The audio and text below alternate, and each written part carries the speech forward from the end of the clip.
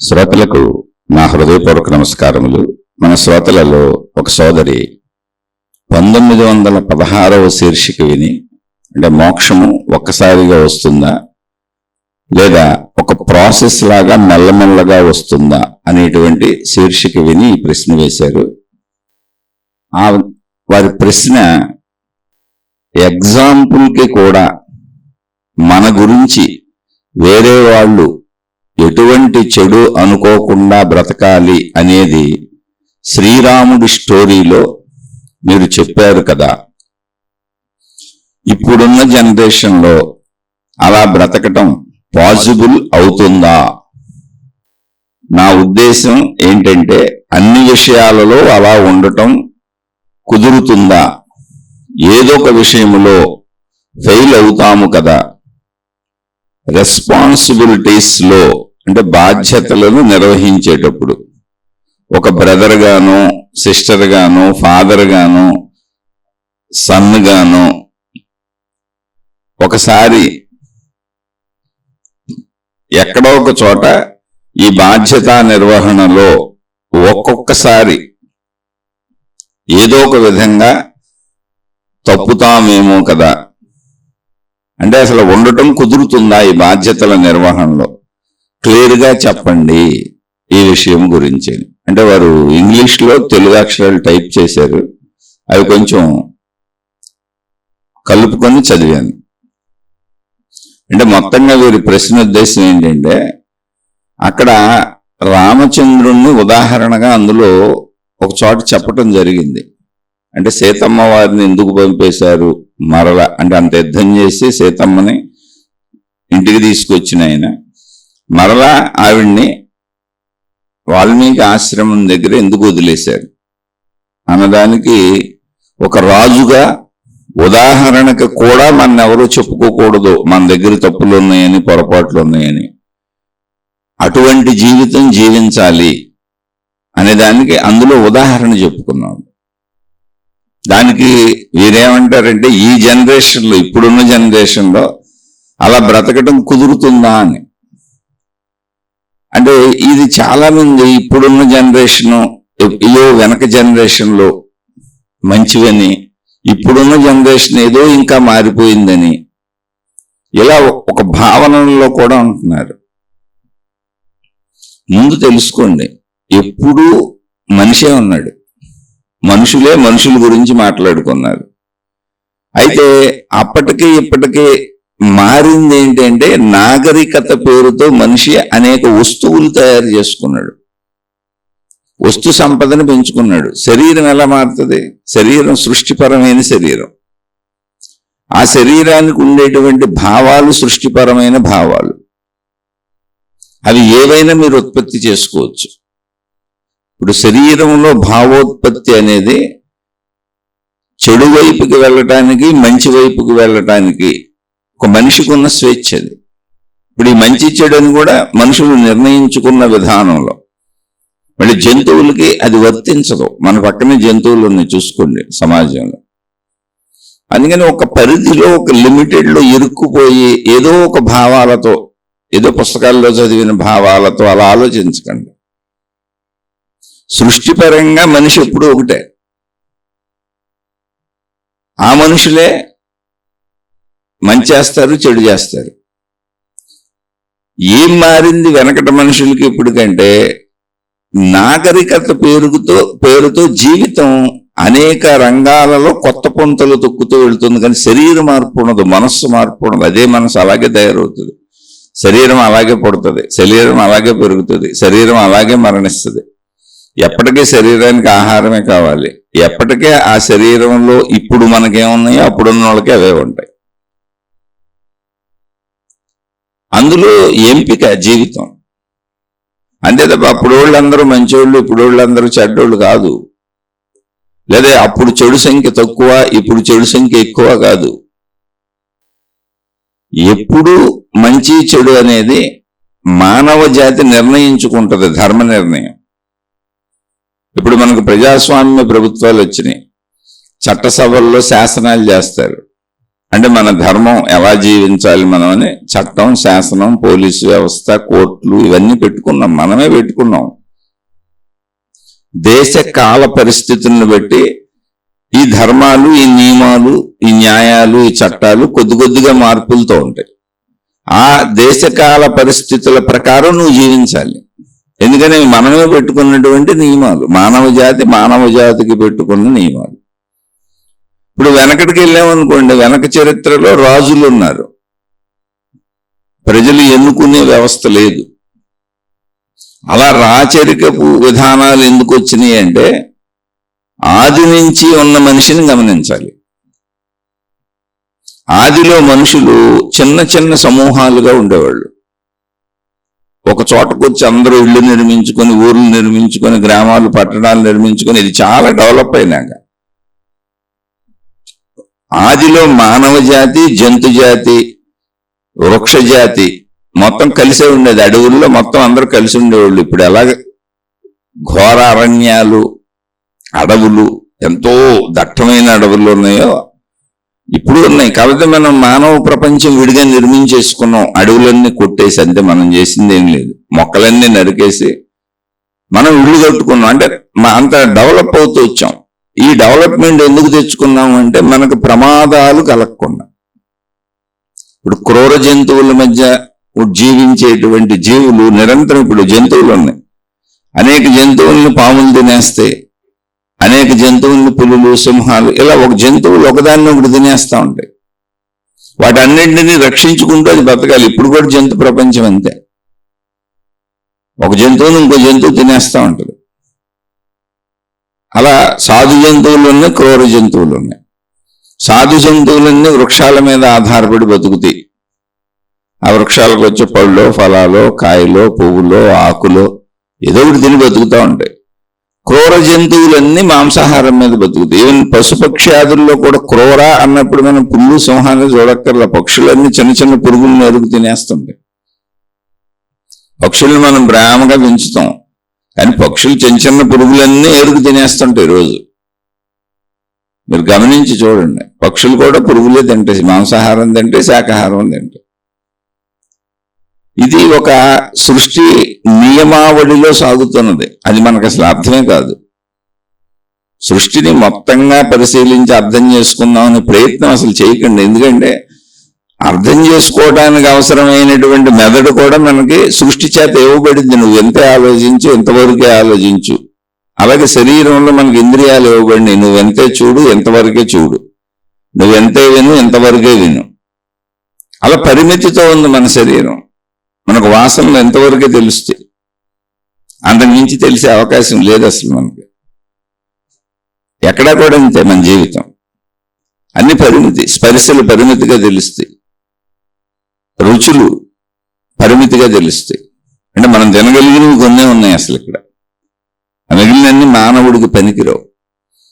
అప్పుడు ముందు తెలుసుకోండి ఏంటంటే, నేను ఒక పరిమితత్వ శరీరంతో ఉన్నాను. నా ఆలోచన సరళి, నా జీవన విధానం కూడా పరిమితంగానే ఉంటుంది.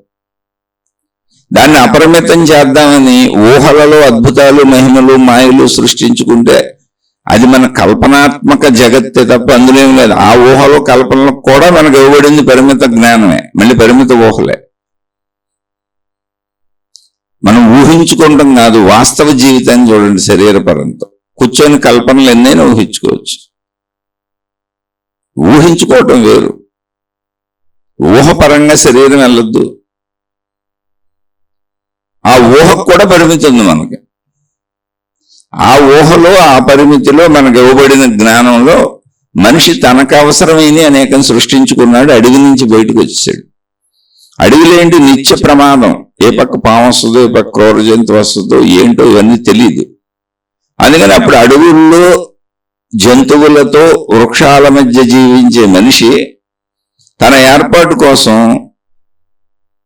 జంతువులను వేటాడి తిన్నాడు, వృక్షాలకు దొరికినవి తిన్నాడు. అంటే బ్రతకటం కోసం. అసలు బట్టలు కట్టుకోలేదు అప్పుడు మనిషి. ఇంకా ఆదిమ మానవుడు, రాతి యుగపు మానవుడు. రాతి యుగము అని ఎందుకన్నారంటే రాళ్లనే వాడుకుంటున్నాడు.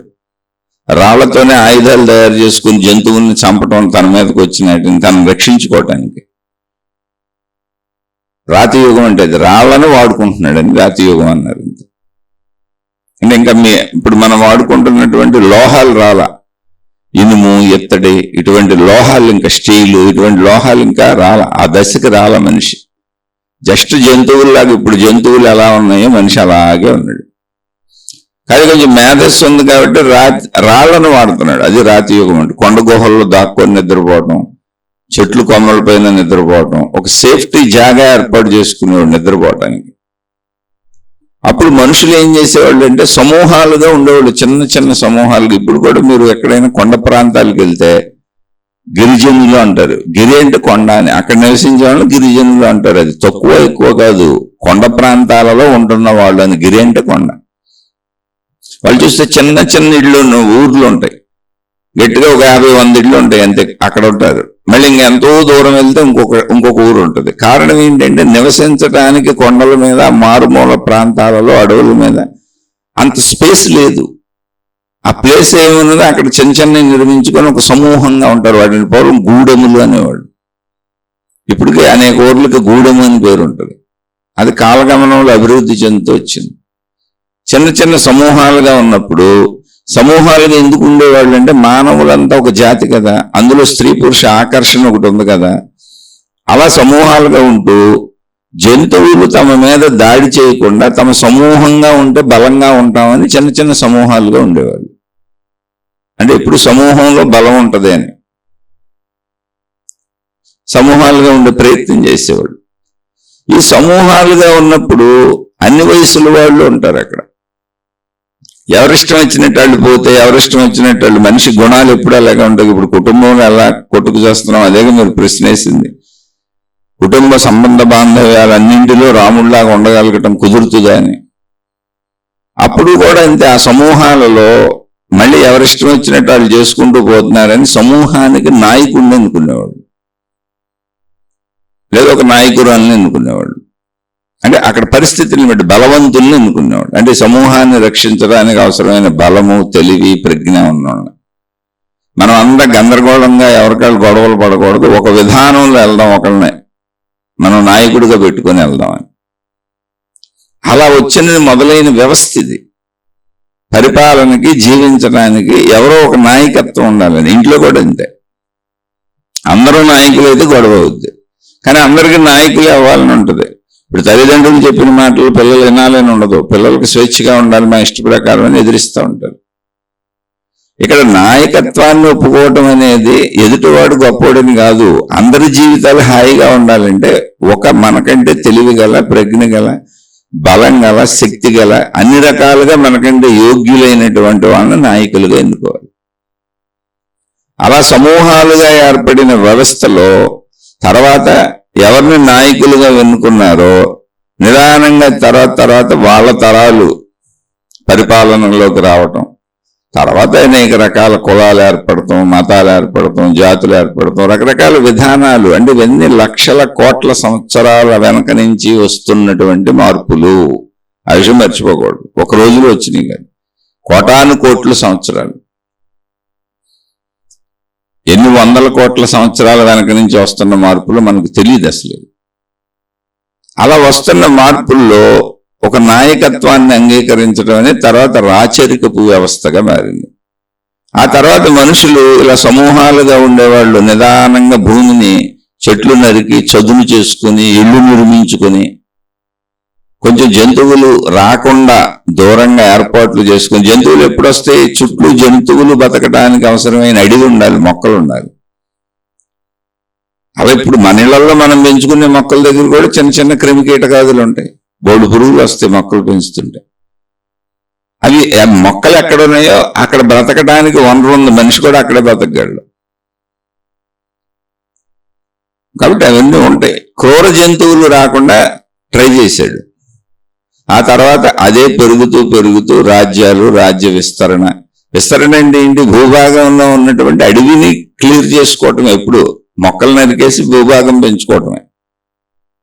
అలా అలా అలా మనుషులందరూ ఊర్లు, గ్రామాలు, పట్టణాలు అలా తయారు చేసుకున్నారు. ఇప్పుడు మన దేశాలన్నీ అవే దేశాలు. అలానే అడవులు లేవంటే ఉన్నాయి, అడవులు ఉన్నాయి, అక్కడ మనిషి ఉండడు.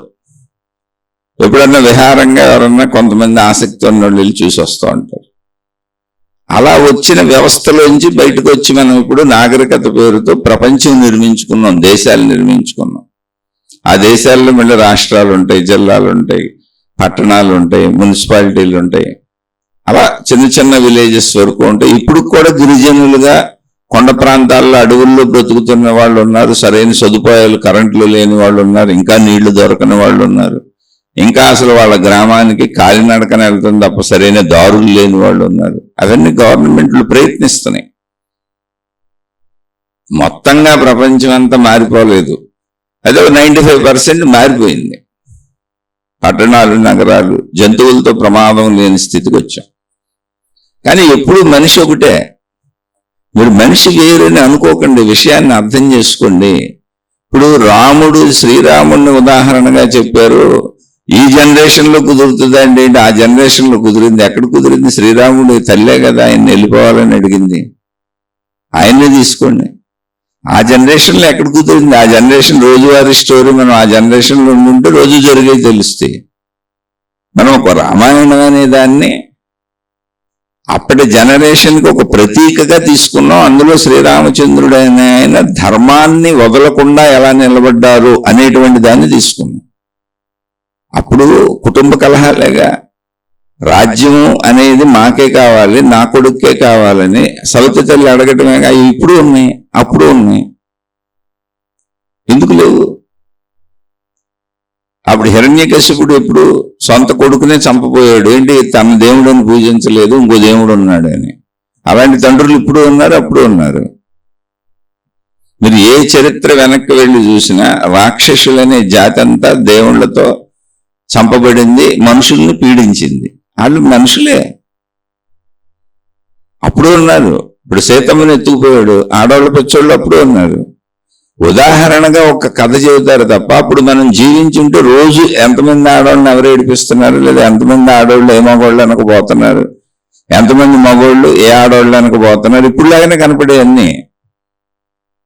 మనం ఒక మహాత్ముడు రచించి అందించినటువంటి ఒక కావ్యాన్ని చూస్తున్నాం, ఒక గ్రంథాన్ని చూస్తున్నాం. అందులో ఆయన మనకి శ్రీరాముడు క్యారెక్టర్ని, సీతమ్మ తల్లి అనే క్యారెక్టర్ని, ఆంజనేయుడు అనే క్యారెక్టర్ని, లక్ష్మణుడు అనే క్యారెక్టర్ని, భరతుడు అనే క్యారెక్టర్ని, కొన్ని క్యారెక్టర్స్ని ఎలివేట్ చేసి చూపించారు ఆయన.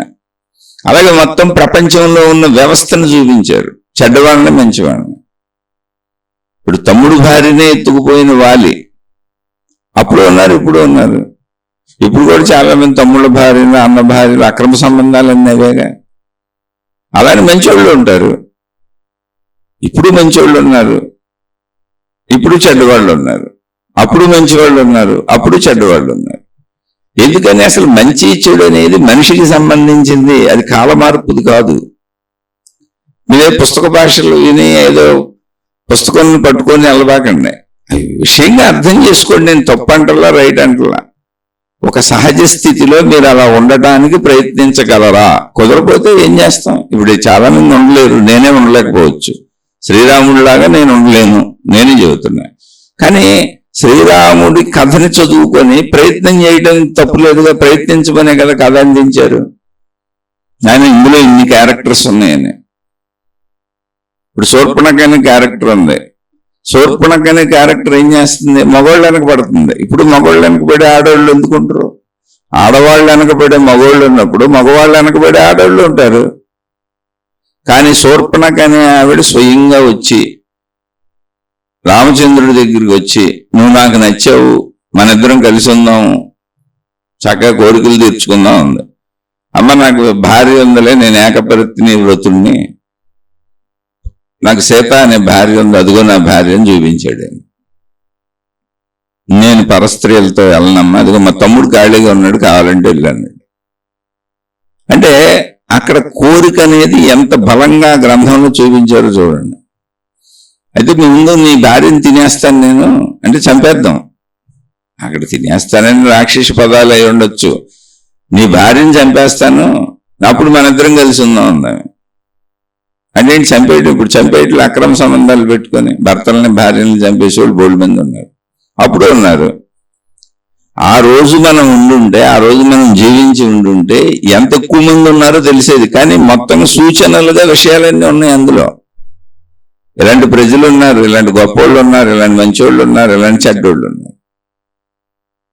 ఇప్పుడు శూర్పణఖ క్యారెక్టర్తో ఇవన్నీ చూపించారు.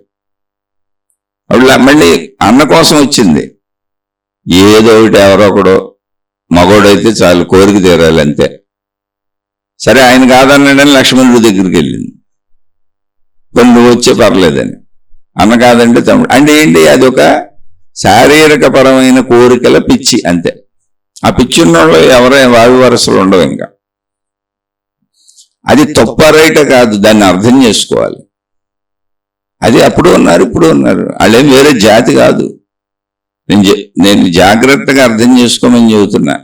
ప్రతి మనిషిలో మంచి చెడు రెండు ఉంటాయి. దానికి కూడా చక్కగా మహాత్ములు మనకు వివరణ ఇచ్చారు. పూర్తిగా మంచివాళ్ళు భూమి మీద పుట్టరు, దేవుళ్ళు దేవతలుగా ఉంటారు, వాళ్ళ స్థానం స్వర్గము అని చెప్పారు. ఇది మన అవగాహనకే ఇవన్నీ. అంటే మనకి పైలోకాల్లో ఉండొచ్చు పూర్తిగా మంచివాళ్ళు, సంపూర్ణమైన మంచివాళ్ళు, దేవతలు దేవుళ్ళు. అంటే దేవతలు దేవుళ్ళు అంటే ఏంటి, మనలాగా వాళ్ళకి శారీరక అవసరాలు లేవు. ఇప్పుడు మనిషిగా మనం ఏంటి, రోజు ఆహారం ప్రయత్నించాలి, మలమూత్ర విసర్జనలు చేయాలి. అందుకని ఆ శరీర నిర్మాణాన్ని కూడా వివరించారు. దేవతలకే వాళ్ళు అమృతం తాగుతారు అంతే, మనలాగా ఇంకా వాళ్ళకి ఆహార పదార్థాలు అక్కర్లేదు. వాళ్ళది కాంతి శరీరం, మాంస శరీరం కాదు. ప్లస్ నశింపు ఉండదు. కాంతి శరీరంలో పాడవడానికి ఏమీ లేదు. వాళ్ళకి ఏమీ అవసరం లేని స్థితిలో ఉన్నారు కనుక వాళ్ళకి అవసరం ఏం లేదు. మనకు అవసరం, డబ్బు కావాలి, నిత్యం తినాలి, తాగాలి, పడుకోవాలి, లేవాలి, ఇవన్నీ అవసరాలు ఉన్నాయి, శారీరక అవసరాలు, మలమూత్ర విసర్జనలు చేయాలి. వాళ్ళకి ఏమీ అవసరాలు లేని స్థితిలో ఉన్నారు. సంపూర్ణమైనటువంటి ఒక పరిపూర్ణమైన సంపూర్ణమైన అవసరత లేని స్థితి అది. పూర్తి మంచి వాళ్ళు అలా ఉంటారు అని చెప్పారు. కాబట్టి దేవతలు దేవుళ్ళు అందరూ ఇవ్వటమే తప్ప తీసుకోవాల్సిన అవసరమే లేని స్థితిలో ఉన్నవాళ్ళు. అలా తీసుకోవడానికి లేదు, కాంతి శరీరం. వాళ్ళకేం ఆహారం అక్కర్లా, వాళ్ళకి అవసరాలు లేవు, మనలాంటి అవసరాలు ఏమీ లేవు. ప్లస్ ఎప్పుడు నిత్య యవ్వనులుగా ఉంటారు. అంటే అవసరాలు లేవు, శరీరానికి నశింపు, అంటే శరీరం వృద్ధి చెందటం, బాల్య కౌమార యవ్వన వార్ధక్య దశలు ఇవేం ఉండవు. సంపూర్ణ పుణ్యాత్ములు అలా ఉంటారు అంతే, ఆ స్థితికి వెళ్ళిపోతారు అని చెప్పారు. సరే, అది ఆ స్థితి ఎలా ఉంటుంది అనేది అక్కడికి వెళ్తే కానీ తెలియదు. అందుకని దాని గురించి వదిలేద్దాం. మనుషులుగా ఎవరు పడతారో చెప్పారు. పూర్తి చెడున్న వాళ్ళు, సంపూర్ణమైన చెడున్న వాళ్ళు జంతువులుగా పడతారు, క్రిమికీటకాదులుగా పడతారు. పాతాళ లోకం అని చెప్పారు. పాతాళం అంటే ఏంటి, భూమి అడుగున ఉండే జీవులు. భూమి అడుగునంటే చూడండి మీరు, పాతాళ లోకం ఉంటుందని కాదు, పాతాళం అనేది ఏదో ఉందని కాదు, జంతు ప్రపంచం. అవి భూమిలో ఇప్పుడు అన్ని భూమి అడుగును కూడా ఉంటాయి చూడండి, అనేక రకాల క్రిమికీటకాదులు ఉంటాయి. మనుషులు అంటే జంతువులు కొన్ని భూమి మీద నివసిస్తాయి, భూమి అడుగున నివసిస్తాయి. అలా చెడు చేసిన వాళ్ళందరూ జంతువులుగా ఉంటారు, జంతు స్థాయి. మంచిగా మనుషులుగా ఎవరు పడతారు అంటే మంచి చెడులు సమాన నిష్పత్తిలో ఉన్నవాళ్ళు. అంటే సమాన నిష్పత్తి అనేది మన లెక్క కాదు, సృష్టి లెక్క. అప్పుడు మానవ జన్మ వస్తుంది. అంటే మంచి ఉంటుంది, చెడు ఉంటుంది వాళ్ళలో. ఇప్పుడు మంచి లేకపోతే అసలు కుటుంబాలు కలిసే ఉండవు ప్రపంచంలో. మీరు ప్రపంచంలో ఎక్కడికైనా వెళ్ళండి, స్త్రీ పురుషులు కలిసి ఉంటారు, ఆకర్షణ ఉంటుంది, ఏదో ఒక కుటుంబ వ్యవస్థ పద్ధతిలో ఉంటారు వీళ్ళు. మంచి ఉంది కాబట్టి అలా ఉంటున్నారు. దేశకాల పరిస్థితుల్లో మార్పులు కనపడతా ఉండొచ్చు, కానీ మంచి ఉంది కాబట్టి కలిసి ఉంటారు. ఇప్పుడు మనం ఏ దేశమైనా వెళ్ళి ఆ దేశంలో ఉండొచ్చు, ఆ దేశం వేసా అక్కడ రూల్స్ పాటించుకొని అందరూ చూడండి అనేక దేశాలు వెళ్తూ ఉంటారు, ఇతర దేశాలు వాళ్ళు మన దేశంలోకి వచ్చి ఉంటుంది. ఇదంతా మంచే. అలాగే కుటుంబాలు కూడా కలిసి ఉంటాయి, అయితే వాళ్ళ పద్ధతులు పాటించుకుంటారు. ఎంతో కొంత మంచి ఉంటుంది మనిషిలో, అలాగే చెడు కూడా ఉంటుంది. మంచి చెడులు రెండూ కలిసి ఉన్నవాళ్ళు సృష్టి లెక్కలో సమంగా ఉన్నవాళ్ళు. ఆ సృష్టి లెక్క ఏంటనేది మనకు తెలియదు. వాళ్ళందరూ మనుషులుగా ఉంటారు. ఈ మానవ జాతి నుంచి దైవత్వం వైపు వెళ్తారా, ఈ మానవ జాతి నుంచి జంతు జాతికి వెళ్తారా? ఈ రెండు ఫెసిలిటీస్ ఉన్నాయి మనుషులకి అని చెప్తుంది మన పూర్వీకులు అందించినటువంటి జ్ఞానం. అంటే దీన్ని ఆమోదించిన మతాలు కూడా ఉన్నాయి, ఆ వేరే విషయం. అది నేను చెప్పట్లా, నేను వీటిని ఆమోదిస్తాను. ఎందుకు ఆమోదిస్తాను అంటే మన కింద జంతువులు ఉన్నమాట నిజం, మనకంటే తెలివి తక్కువే, వాటిలో క్రూరత్వం ఉంది, హింసాత్మకత ఉంది. మన పైకి వెళ్తే ఇంతకంటే మంచిగా బతకాలనేది నిజం. దేవుళ్ళు దేవతలు ఉన్నారా లేరా అనేది కాన్సెప్ట్ కాదు అక్కడ. మన మనిషి పైకి వెళ్ళాలి అంటే ఇంకా ఉన్నతంగా బతకడం తప్ప దారి లేదు. అది దైవత్వం అన్నప్పుడు తప్పులేదు, కరెక్ట్ గానే ఉంది. అది అవసరత లేని స్థితికి వెళ్ళిపోతాడు. అంటే ఎవరు వెళ్తారు? అవసరాలు తగ్గించుకున్న వాళ్ళు వెళ్తారు. శరీరం ఉండగానే అవసరాలు తగ్గించుకున్న వాళ్ళు, కోరికలను అదుపులో పెట్టుకున్న వాళ్ళు, శరీరాన్ని ఒక పరిమితిలో నియంత్రించుకుంటూ ధర్మం తప్పకుండా ఉన్నవాళ్ళు, ఆ ధర్మాత్ములంతా దేవుళ్ళు దేవతలను ఇక్కడే పిలువబడుతున్నారు. అసలు చాలా సందర్భాలలో ఎవరికైనా ఇంత అన్నం పొట్లం కనిస్తే, అంటే నాకు జరిగిన అనుభవాలే బోళ్ళు ఉన్నాయి. లేని వాళ్ళకి ఏదైనా సహాయం చేసి అలా చేస్తే వాళ్ళు బాబు దేవుడు లాంటి వాడు అంటున్నారు, అమ్మ దేవత లాంటిదని అంటున్నారు. అంటే ఇది మనుషుల్నే వాళ్ళ గుణం, మంచి గుణాన్ని దేవుడు దైవత్వంతో పోలుస్తున్నారు, చెడ్డ గుణాన్ని రాక్షసత్వం జంతుతత్వంతో పోలుస్తున్నారు. అయితే మనుషులుగానే ఉండి చెడును ప్రదర్శిస్తున్నారు కనుక ఇప్పుడు మనిషి జీవిత కాలంలో చెడు చేస్తే దాని నిర్ణయాన్ని బట్టి కిందకి వెళ్ళిపోతాడు జంతులోకాలకి. అలాంటి పురాణాల కథలు కూడా మనకు అందించారు, అనేక రకాల కథలు అందించారు. నీచ జన్మలకు వెళ్ళిపోతాం. నీచ అంటే ఏంటి? ఎంతకంటే తక్కువ అని, అంతకంటే ఏం లేదు అక్కడ. జంతు జన్మలు అవే. లేదు మంచిగా జీవించావు, ఎందుకంటే ఉన్నతం అంటే దైవ జాతుల్లోకి వెళ్ళిపోతావు. లేదు అక్కడి నుంచి మోక్షాన్ని పొందేస్తావు. నీకు ఇప్పుడు పుణ్యము పాపము అనే విధానంలో కావాలా, ఈ రెండింటితో సంబంధం లేకుండా మోక్షము అనేది కావాలా, అంటే సృష్టి శక్తిలో కలిసిపోతావా?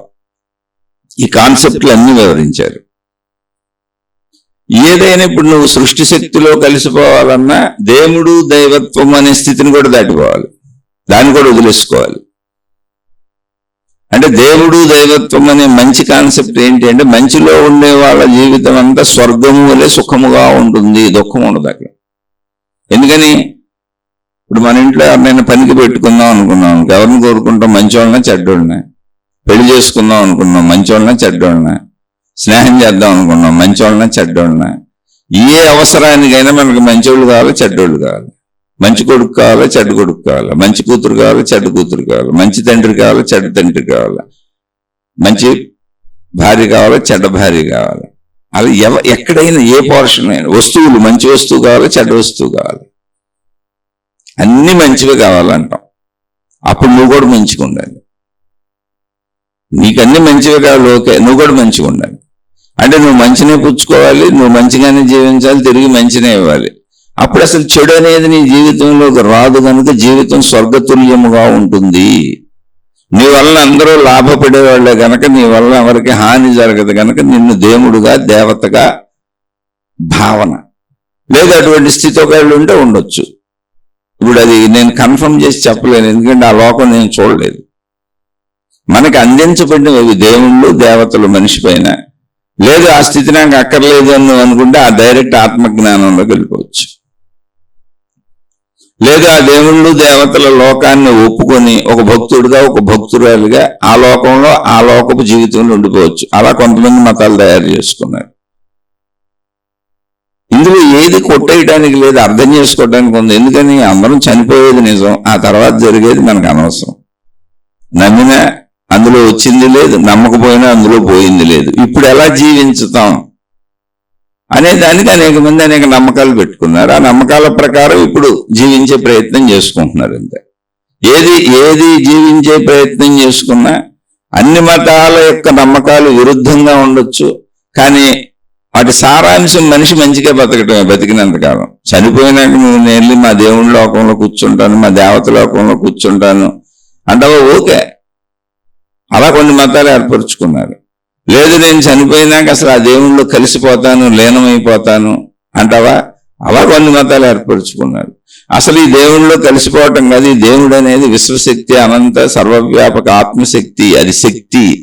ఆ శక్తిని నేనే, నాకు ఆ శక్తికి భిన్నత్వం లేదని తెలుసుకుంటాను అంటే అలా కొన్ని మతాలు ఉన్నాయి. ఏమన్నా ఇవన్నీ మరణం తర్వాత విషయాలు. ఇవన్నీ నీకు ఇప్పుడు ప్రస్తుతం ఎలా జీవించాలంటే మంచిగా జీవించాలని చెబుతాయి మతాలన్నీ చెప్పేది. అది దేవుళ్ళు, దేవతలు, విధానాలు, పద్ధతులు. అందుకని ఏ మతం గొప్పది, ఏ దేవుడు గొప్పవాడు అనేది అసలు కాన్సెప్ట్ కాదు. ఏ దేవుణ్ణి ప్రచారం చేస్తానో, ఏ గురువు గొప్పవాడు, ఇవి కాన్సెప్ట్లు కాదు. అసలు వాటి గురించి మనం ఆలోచించక్కర్లా.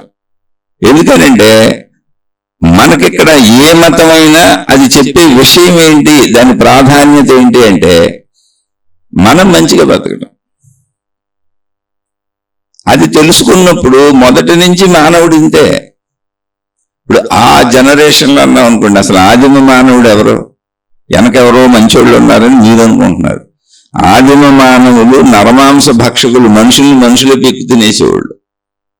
ఎందుకని సాటి జంతువుని తింటున్నప్పుడు మనిషిని తినడానికి ఏమొచ్చింది? ఆ గ్రూపులుగా బతుకుతున్నప్పుడు వేరే గ్రూప్ వాడిని పీక్కు తినేసేవాళ్ళు. నరమాంస భక్షకులు అనే పదాలు కూడా వినుంటారు మీరు. ఇలాంటి దుశ్చర్యలు ఎన్నో ఉన్నాయి. జంతువు నుంచి వస్తున్న మనిషి మానవ జాతి ముందుకెళ్తున్న కొద్దికి ఇంకా నాగరికత పెరిగి, ఇంకా వస్తు సౌకర్యాలు పెరిగి, ఇంకా ధర్మం పెరుగుతుంది తప్ప, ఇంకా మంచి పెరుగుతుంది తప్ప వెనకదేదో మంచిది అనుకుని భావనలో ఉండబాకండి. వెనక్కి కూడా మనలాంటి మనుషులు ఉన్నారు. వెనక్కి వెళ్ళిపోయింది, మొత్తం ఆదిమ మానవుడి దగ్గరికి వెళ్ళిపోయింది. రాతి మన జంతువుల్లో ఉన్నాడు, ఆయన జంతువుల్లోనే ఉన్నాడు. అసలు బట్టలే కట్టుకోలేదు. ఇప్పుడు జంతువులు బట్టలు కట్టుకుంటున్నాయా? తర్వాత మనిషిలో కొంచెం జంతువుల కంటే జ్ఞానశక్తి ఎక్కువ ఉంది కనుక అది పని చేయించుకుంటున్నాడు. ఆలోచన శక్తి ఉంది, జంతువులకు లేదు. జంతువులాగానే బతుకుతూ ఆలోచిస్తున్నాడు తనను తాను రక్షించుకోవటానికి. అలా డెవలప్మెంట్ లో ఇక్కడ వరకు వచ్చాం. అంటే వెనక నుంచి ఇప్పుడు వరకు మనం మంచి వాళ్ళగా మారుతున్నాం, ఇంకా మంచిగా మారుతున్నాం. అంతే తప్ప వెనకటి రోజులు మంచివని ఒక్క గ్రంథ ఆధారంగా మాట్లాడకూడదు. ఆ గ్రంథంలోనే బోళ్ళ ఆధారతలోనే చెడ్డోళ్ళు ఉన్నారు. శూర్పణఖ అదే గ్రంథంలో ఉంది, రావణాసురుడు అదే గ్రంథంలో ఉన్నాడు. రావణాసురుడు మొత్తం లంకలో ఉన్న ప్రజలందరూ రావణాసురుడిని అంగీకరించిన వాళ్ళందరూ అదే సిద్ధాంతంలో, రాక్షస సిద్ధాంతంలో ఉన్నారు మనుషులే. ఒక్క విభీషణుడు మాత్రమే, రావణాసురుడు సోదరుడు ఒక్క విభీషణుడు మాత్రమే అన్నయ్య నువ్వు చేసింది తప్పని చెప్పాడు. ఆ విభీషణుడిని పంపించేశారు. ఆ విభీషణుడు వాళ్ళ కుటుంబం ధర్మంగా ఉండేవాళ్ళు. అంత లంకలో ఒక్క కుటుంబమే ధర్మంగా ఉంది. మిగిలిన వాళ్ళందరూ రావణాసురుడిని సపోర్ట్ చేసి చచ్చిపోయిన వాళ్ళే. సామాన్య ప్రజలు కూడా అపోజ్ చేయాలి. ఇప్పుడులో ప్రొటెస్టులు చేయొచ్చుగా, తప్పది వద్దు అప్పచెప్పేయండి, మన లంకకు ముప్పు వస్తుందని. లేదు నీ కోసం చచ్చిపోతామని దళ చేశారు అందరూ, ఆడి ఫ్యామిలీ మెంబర్స్తో సహా. ఆఖరికి ఆయన కూడా చనిపోయాడు. అంత ఘోర యుద్ధాలు అసలు ఇప్పుడు లేవు. మనం ఎంత స్వేచ్ఛగా హాయిగా బతుకుతున్నా రోడ్ల మీద ఒకసారి ఆలోచించండి. కాల మార్పులలో ఇప్పుడు దేశాలు యుద్ధం చేసుకుంటే పక్క దేశాలు వాటిని నియంత్రించే స్థితిలో ఉన్నాయి. మీరు యుద్ధాలు ఆపాలి, మీరు గొడవలు చేయకూడదని దేశాలన్నీ కలిపి, చుట్టుపక్కల ఉన్న దేశాలన్నీ కలిపి వాళ్ళకి హెచ్చరికలు జారీ చేసి మీరు శాంతియుతంగా ఉండాలని చెప్పే పరిస్థితులు ఇప్పుడు ప్రపంచంలో ఉన్నాయి. ప్రజాస్వామ్య ప్రభుత్వాలు వచ్చినాయి. ప్రజలు ప్రభుత్వాలను ఎన్నుకోవచ్చు, వద్దంటే దింపేయచ్చు. అది కూడా 5 సంవత్సరాలు రూల్ పెట్టారు అంతే. 5 సంవత్సరాల తర్వాత ప్రభుత్వాన్ని మార్చేయచ్చు. అసలు ఇవన్నీ ఎందుకు? మన ఇంట్లో ఎంత హాయిగా పడుకుంటున్నాం, మన రోడ్ల మీద ఎంత హాయిగా తిరుగుతున్నాం, వృత్తి వ్యాపార ఉద్యోగాలు ఎంత హాయిగా చేసుకుంటున్నాం, మన బాధ పెట్టేవాళ్ళు ఎవరు? ఇప్పుడు స్త్రీలు ఎంత హాయిగా తిరుగుతున్నారు, చదువుకుంటున్నారు, ఇతర దేశాలకు వెళ్ళి చదువుకుంటున్నారు. ఇప్పుడు మా అమ్మాయి అమెరికా వెళ్ళి ఎంఎస్ చేసి వచ్చింది, 3 సంవత్సరాలు అక్కడే ఉంది ఒక్కతే. ఎంత ధైర్యంగా ఆడపిల్లలు వెళ్ళిపోతున్నారు. అప్పుడే ఉంది సీతమ్మంటూ ఎత్తుకుపోయాడు వచ్చి. అంటే నేను దేన్ని సమర్థించట్లా, దేన్ని విమర్శించట్లా. రాతి యుగం నుంచి మనిషి ముందుకు వస్తున్నాడు, ఇప్పుడు జరుగుతుంది. అది తరాలు ముందుకు వెళ్తున్నాయంటే ఇంకా మంచి పెరుగుద్ది. మీరు మంచి తగ్గిపోతుంది అనుకుంటున్నారు, చాలా పొరపాటుగా అనుకుంటున్నారు. మీకు చెప్పేవాళ్ళు కూడా అలాగే చెబుతున్నారు. మీరు ఎప్పుడు గమనించండి, ముందుకు వెళ్తున్న కొద్దికి మనిషి జ్ఞానం దేన్ని పట్టుకుంటుంది? తనకు అవసరమైన వాటిని తయారు చేసుకుంటూ ఇంకా ఈ సమస్యలకు పరిష్కారాలు వెతుక్కుంటూ వెళ్తారు. అలా కదా చట్టాలు వస్తాయి. ఇప్పుడు చూడండి, కుల మత జాతి భేదాలు తీసేశారు, ఎవరెవరినైనా పెళ్లి చేసుకుంటున్నారు. కొద్దిగా మార్పులు వచ్చేస్తున్నాయి. అంటే ఇవన్నీ వెనకటి రోజుల్లో ఉన్నాయి, ఆ చట్టాల్లోంచి బయటకు వచ్చేస్తున్నాం. ఇప్పుడు కేవలం మానవ జాతి అనే చట్టంలోకి వెళ్తున్నాం స్లోగా. ఇంకా రావాలి మార్పులు, ఇంకా జరుగుతాయి. ఓన్లీ మానవ జాతి అనే స్థితికి వెళ్ళిపోతాం ఒక రోజుకి. కులాలు, మతాలు, జాతులు ఇవన్నీ ఎగిరిపోతాయి, ఉండవు. ఇప్పుడు ఇంకా వాటి మధ్యలో ఉన్నాం మనం. ఎందుకంటే ఇప్పుడు ఈ మతాలు, కొన్ని మతాలు ఏర్పడింది ఈ మధ్య కాలంలో, 2000 సంవత్సరాలు 3000 సంవత్సరాలు అలా ఈ మధ్య ఏర్పడినాయి. కొన్ని అనాదిగా కోట్ల సంవత్సరాల నుంచి ఉన్నాయి. కొన్ని కాలగర్భంలో కలిసిపోయిన అనేక మతాలు లేవు, అసలు వాటిని అనుసరించేవాళ్ళు లేరు. ఇప్పుడు మళ్ళీ కొందరు వచ్చి కొత్త మతాలు సృష్టిస్తున్నారు. ఏదైనా ఇప్పుడు చెడ్డవాళ్ళు ఉంటారు, మంచి వాళ్ళు ఉంటారు. మళ్ళీ కొత్త మతాలు సృష్టించే వాళ్ళు అందరూ చెడ్డవాళ్లే. ఎందుకని విభజిస్తున్నారు మనుషుల్ని. కానీ ఇలా ముందుకు వెళ్ళి అర్థమవుతుంది మనుషులకి, మతాల పేరుతో విడిపోతున్నాం, దేవుళ్ళ పేరుతో విడిపోతున్నాం, ఘర్షణలు పడుతున్నాం. ఈ కులాలు మతాలు మన ఇబ్బంది పడతాయి. ఇప్పుడు చూడండి, కులాలను దాటి పెళ్లిళ్ళు చేసుకునే వ్యవస్థ వచ్చింది, దాన్ని ప్రోత్సహిస్తున్నారు. మతాలను దాటి వివాహాలు చేసుకునే వ్యవస్థ వచ్చింది, ప్రోత్సహిస్తున్నారు. కానీ ఇందులో దుర్మార్గులు ఉంటారుగా, జరగనివ్వరు. ఎప్పుడు మంచి చెడు ఉంటుంది, కానీ డెవలప్మెంట్ వైపు వెళ్తుంది. చెడును తొలగించుకుంటూ మంచిని పెంచుకోవడానికి వెళ్తుంది. అందుకని ప్రజాస్వామ్య ప్రభుత్వాల దాకా వచ్చాం, రాచరికాలను తీసేసాం. నేను రాజు అయితే నా కొడుకు రాజు, తర్వాత వాడి కొడుకు రాజు, వాడి కొడుకు రాజు, వాడు కొడుకు లేకపోతే వాడు కూతురే రాజు, మేమే రాజులు, మేమే పరిపాలిస్తామని తీసేసాం అర్హత. సరే, మీరు చెడు ఉండదంటే ఉంటది కదా, కానీ వెళ్ళే ప్రయాణం మంచి వైపు వెళ్తుంది. మీరు అది గమనించాల్సింది. ఇప్పుడు సీతమ్మ తల్లిని మళ్ళీ పంపేయడానికి కారణం ఏంటి? తాగుబోతాడు అంటే అప్పుడు తాగే ఉన్నాయి. ఒక తాగుబోతు పిచ్చివాగుడు వాగాడు. ఎవరి గురించి వాగాడు? తన భార్య గురించి వాగాడు. అంటే అప్పుడు అనుమానాలు ఉన్నాయి. అప్పుడు స్త్రీలు ఉన్నారు. ఆమె ఎక్కడికి వెళ్ళి వచ్చింది, ఎవరితో తిరిగి వచ్చావు అన్నాడు. అంటే అప్పుడు స్త్రీలు తప్పులు చేస్తారు, వాళ్ళతో తిరుగుతారు, పురుషులు తప్పులు చేస్తారు. అంటే ఈ వ్యభిచారం అనేటువంటి తప్పులు చేయటం అనే ప్రవృత్తి అప్పుడు ఉంది. తాగుబోతు అనే ప్రవృత్తి అప్పుడు ఉంది. ఎప్పుడు ఏది లేదు చెప్పండి. అది ముందుకొస్తూ ఇంకా రిఫైన్ అవుతున్నాం మనం, అంతకంటే మంచిగా బ్రతకడానికి ప్రయత్నిస్తున్నాం. అయితే అప్పుడు మంచివాళ్ళు ఉన్నారు, ఎప్పుడు మంచివాళ్ళు ఉంటారు. ఇప్పుడు మనుషులు గ్రూపులుగా ఉండేవాళ్ళు, చిన్న గ్రూపులుగా అడవుల్లో ఉండేవాళ్ళు అని చెప్పాను. మరి అడవుల్లో ఉన్నప్పుడు ఒక నాయకుడిని ఎన్నుకునే వాళ్ళని స్టార్టింగ్ లో చెప్పాను. ఆ నాయకత్వ వ్యవస్థ రాచరిక వ్యవస్థగా కన్వర్ట్ అయింది తర్వాత. ఇప్పుడు కూడా మనకు నాయకుడు కావాలి పరిపాలించడానికి. ఎందుకని తల ఒక మాట మాట్లాడితే సాగదు. అందుకని ఇప్పుడు నాయకుడిని మనం ఎన్నుకుంటున్నాం. అయితే ఎప్పుడు మంచి చెడు ఉండొచ్చు, కానీ ఈ నాయకుడు అనే వ్యవస్థను మీరు గమనిస్తే, రాతి యుగంలో నాయకుడిగా ఎవరిని ఎన్నుకున్నారో అతను క్రూర మృగాలతో యుద్ధం చేసేవాడు తమ సమూహాన్ని రక్షించడానికి. అందుకని వాళ్ళని వీరులుగా కొనియాడారు. అక్కడ వీరత్వం ఉంది, అది స్త్రీలైన పురుషులైన. ఆ సమూహానికి రక్షకుడు అన్నప్పుడు ఆ సమూహంపై దాడులు చేసే అందరినీ ఎదిరించేవాడు ముందు అతను నుంచోవాలి వెళ్ళి. అప్పుడు మంచి ఉంది. మరి ప్రాణత్యాగాలు చేసే అంత మంచి ఉంది. జంతువులతో పోరాడి తమ సమూహం కోసం, ఆ సమూహాన్ని రక్షించటం కోసం యుద్ధాలు చేసి జంతువులతో పోరాడే అంత మంచి ఉంది మనసులో. వాళ్ళు కదా నాయకులైంది. అలా ప్రతి దాంట్లో మళ్ళీ నాయకత్వ కాంక్ష ఉంటుంది. ఇప్పుడు రాజ్యకాంక్ష, రాజ్య విస్తరణ, పక్క రాజ్యాల మీద దండయాత్రలు. అంటే ప్రతి దాంట్లో మంచి ఉంది, చెడు ఉంది. కాలం ముందుకెళ్ళిన కొందికి మంచి పెరుగుతుంది తప్ప మంచి తరగదు. ఆ విషయం తెలుసుకోండి. కాలం ఇంకా ముందుకెళ్ళిన కొద్దీ మంచి పెరుగుతుంది, మంచి తరగదు. ఎప్పుడు ఇలాగే ఉంటుంది. ఎందుకని మనిషి తప్పులు ఇంకా తెలుసుకొని ఆ తప్పుల్ని ఎలా సరి చేసుకోవచ్చు అనే విధానానికి వెళ్తా ఉంటారు.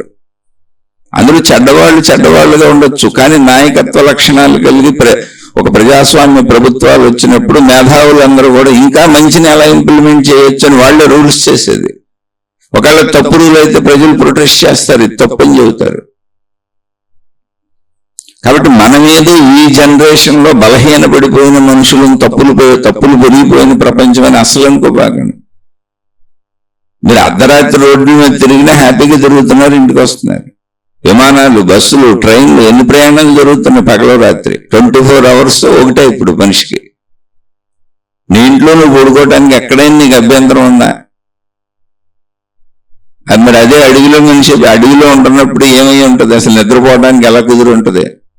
ఎటు నుంచి ఏ జంతువు వస్తుందో, ఏ పాము వస్తుందో, ఏ పులి వస్తుందో, ఏ సింహం వస్తుందో, ఏ నక్క వస్తుందో, ఏ కుక్క వస్తుందో భయమేగా. ఇప్పుడు అసలు కుక్కలను మనం ఇంట్లో పెంపుడు జంతువులు కింద పెంచుకుంటున్నాం. జంతువులన్నీ జంతు ప్రదర్శనశాలలో మనమే పెట్టేశాం తీసుకెళ్ళి. జంతు ప్రపంచానికి దూరంగా మానవ ప్రపంచాన్ని నిర్మించుకున్నాం. ఇంక ఇంతకంటే డెవలప్మెంట్లు ఏముంటాయి? ఇప్పుడు ఎవరైనా మనం ప్రతిరోజు లేవగానే భయంతో లేస్తున్నామా? ఏమైపోద్దో, నాకు ఎవరు వస్తారో, ఏం మీద పడిపోద్దో, ఏ జంతువు లేదు కదా. చక్కగా హాయిగా మన ఇంట్లో మనం పడుకుంటున్నాం. ముందు మీరు కుటుంబ సభ్యులు బాధలు, ఇష్టాలు, కష్టాలు కాదు, ఒకసారి పాత రోజులకి ఇప్పుడు పోల్చుకొని చూడండి. కాబట్టి నాగరికత పెరుగుతున్న కొందికి వ్యవస్థ పెరుగుతూ ముందుకెళ్తా ఉంటుంది. ఒకప్పుడు చాలా పెద్ద వయసు మెచ్యూరిటీ ఉన్న ఆయనకంటే ఒక 30 ఏళ్ళు ఉన్న ఆయనకి ఒక 12-13 ఏళ్ల అమ్మాయిని ఇచ్చి పెళ్లి చేసేవాళ్ళు. అంటే పుష్పవతి అవగానే పెళ్లి చేసేవాళ్ళు, లేదా ముందే పెళ్లి చేసి పుష్పవతి అయితే కాపురానికి పంపేవాళ్ళు ఒకప్పుడు రోజులే. అలా ఎందుకు చేసేవాళ్ళు అప్పుడు? అంటే ఏం లేదు, తప్పులు జరగకుండా ఉండడానికి అవకాశాన్ని వాళ్ళు చూశారంతే. అలానే ముందు పోనీ ఈయనకో 15 ఏళ్ళ వయసు ఉన్న వ్యక్తికి ఒక 12 ఏళ్ల అమ్మాయిని ఇచ్చి చేయొచ్చు కదా, లేదా ఒక 12 ఏళ్ళు ఉన్న అబ్బాయికి ఒక 10 ఏళ్ల అమ్మాయిని ఇచ్చి చేయొచ్చు కదా. అంటే ధన సంపాదన, వృత్తి, వ్యాపార, ఉద్యోగాలు చేయగలిగి ఉండాలి, కష్టపడాలి. అప్పుడంతా కూడా ఆయా ప్రజలు అక్కడక్కడ పొలాలు, వ్యవసాయం ఇవే తప్ప ఇంత నాగరికత లేదు. ఇన్ని ఉద్యోగాలు లేవు, ఉద్యోగ వ్యవస్థ లేదు, ఏ వృత్తులు అక్కడక్కడ ఆ ఊళ్ళోనే చేసుకోవాలి. కాబట్టి ఒక మెచ్యూర్డ్ పర్సన్కి ఒక ఇమ్మెచ్యూర్ స్త్రీనిచ్చి పెళ్లి చేసేవాళ్ళు, బాల్య వివాహాలు అన్న. ఆ రోజు వాళ్ళు ఆలోచించింది ఆ దేశకాల పరిస్థితులకు. ఇప్పుడు ఆలోచిస్తే అట్ట కుదురుద్ది? అప్పుడు అసలు ఏమి లేవు అక్కడ.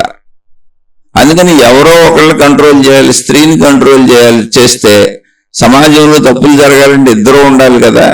అందుకని స్త్రీకి వయసు వచ్చేటప్పుడు ఒక పురుషుడిని ఎదురుగా చూపించి అక్కడ ఇదిగో నీ భార్య, నీ భర్తని పెట్టేద్దామని వాళ్ళు పాప మీద ఆలోచించారు. కానీ ప్రతి దాంట్లోనూ ఇంకొక తప్పు ఉండొచ్చు. కానీ అప్పటి దేశ పరిస్థితులు, నేను నా చిన్నప్పుడు మా ఊరు, మా తాతగారు ఊరు పల్లెటూరు వెళితే మా ఊరికి చుట్టుపక్కల అసలు ఊళ్ళో లేవు. ఏ ఊరు వెళ్ళాలన్నా 2-3 కిలోమీటర్లు దాటి వెళ్ళాలి. ఇది ఒకటే ఊరు, చుట్టూ 2-3 కిలోమీటర్లు దూరంలో చిన్న చిన్న ఊళ్ళు ఉంటాయి.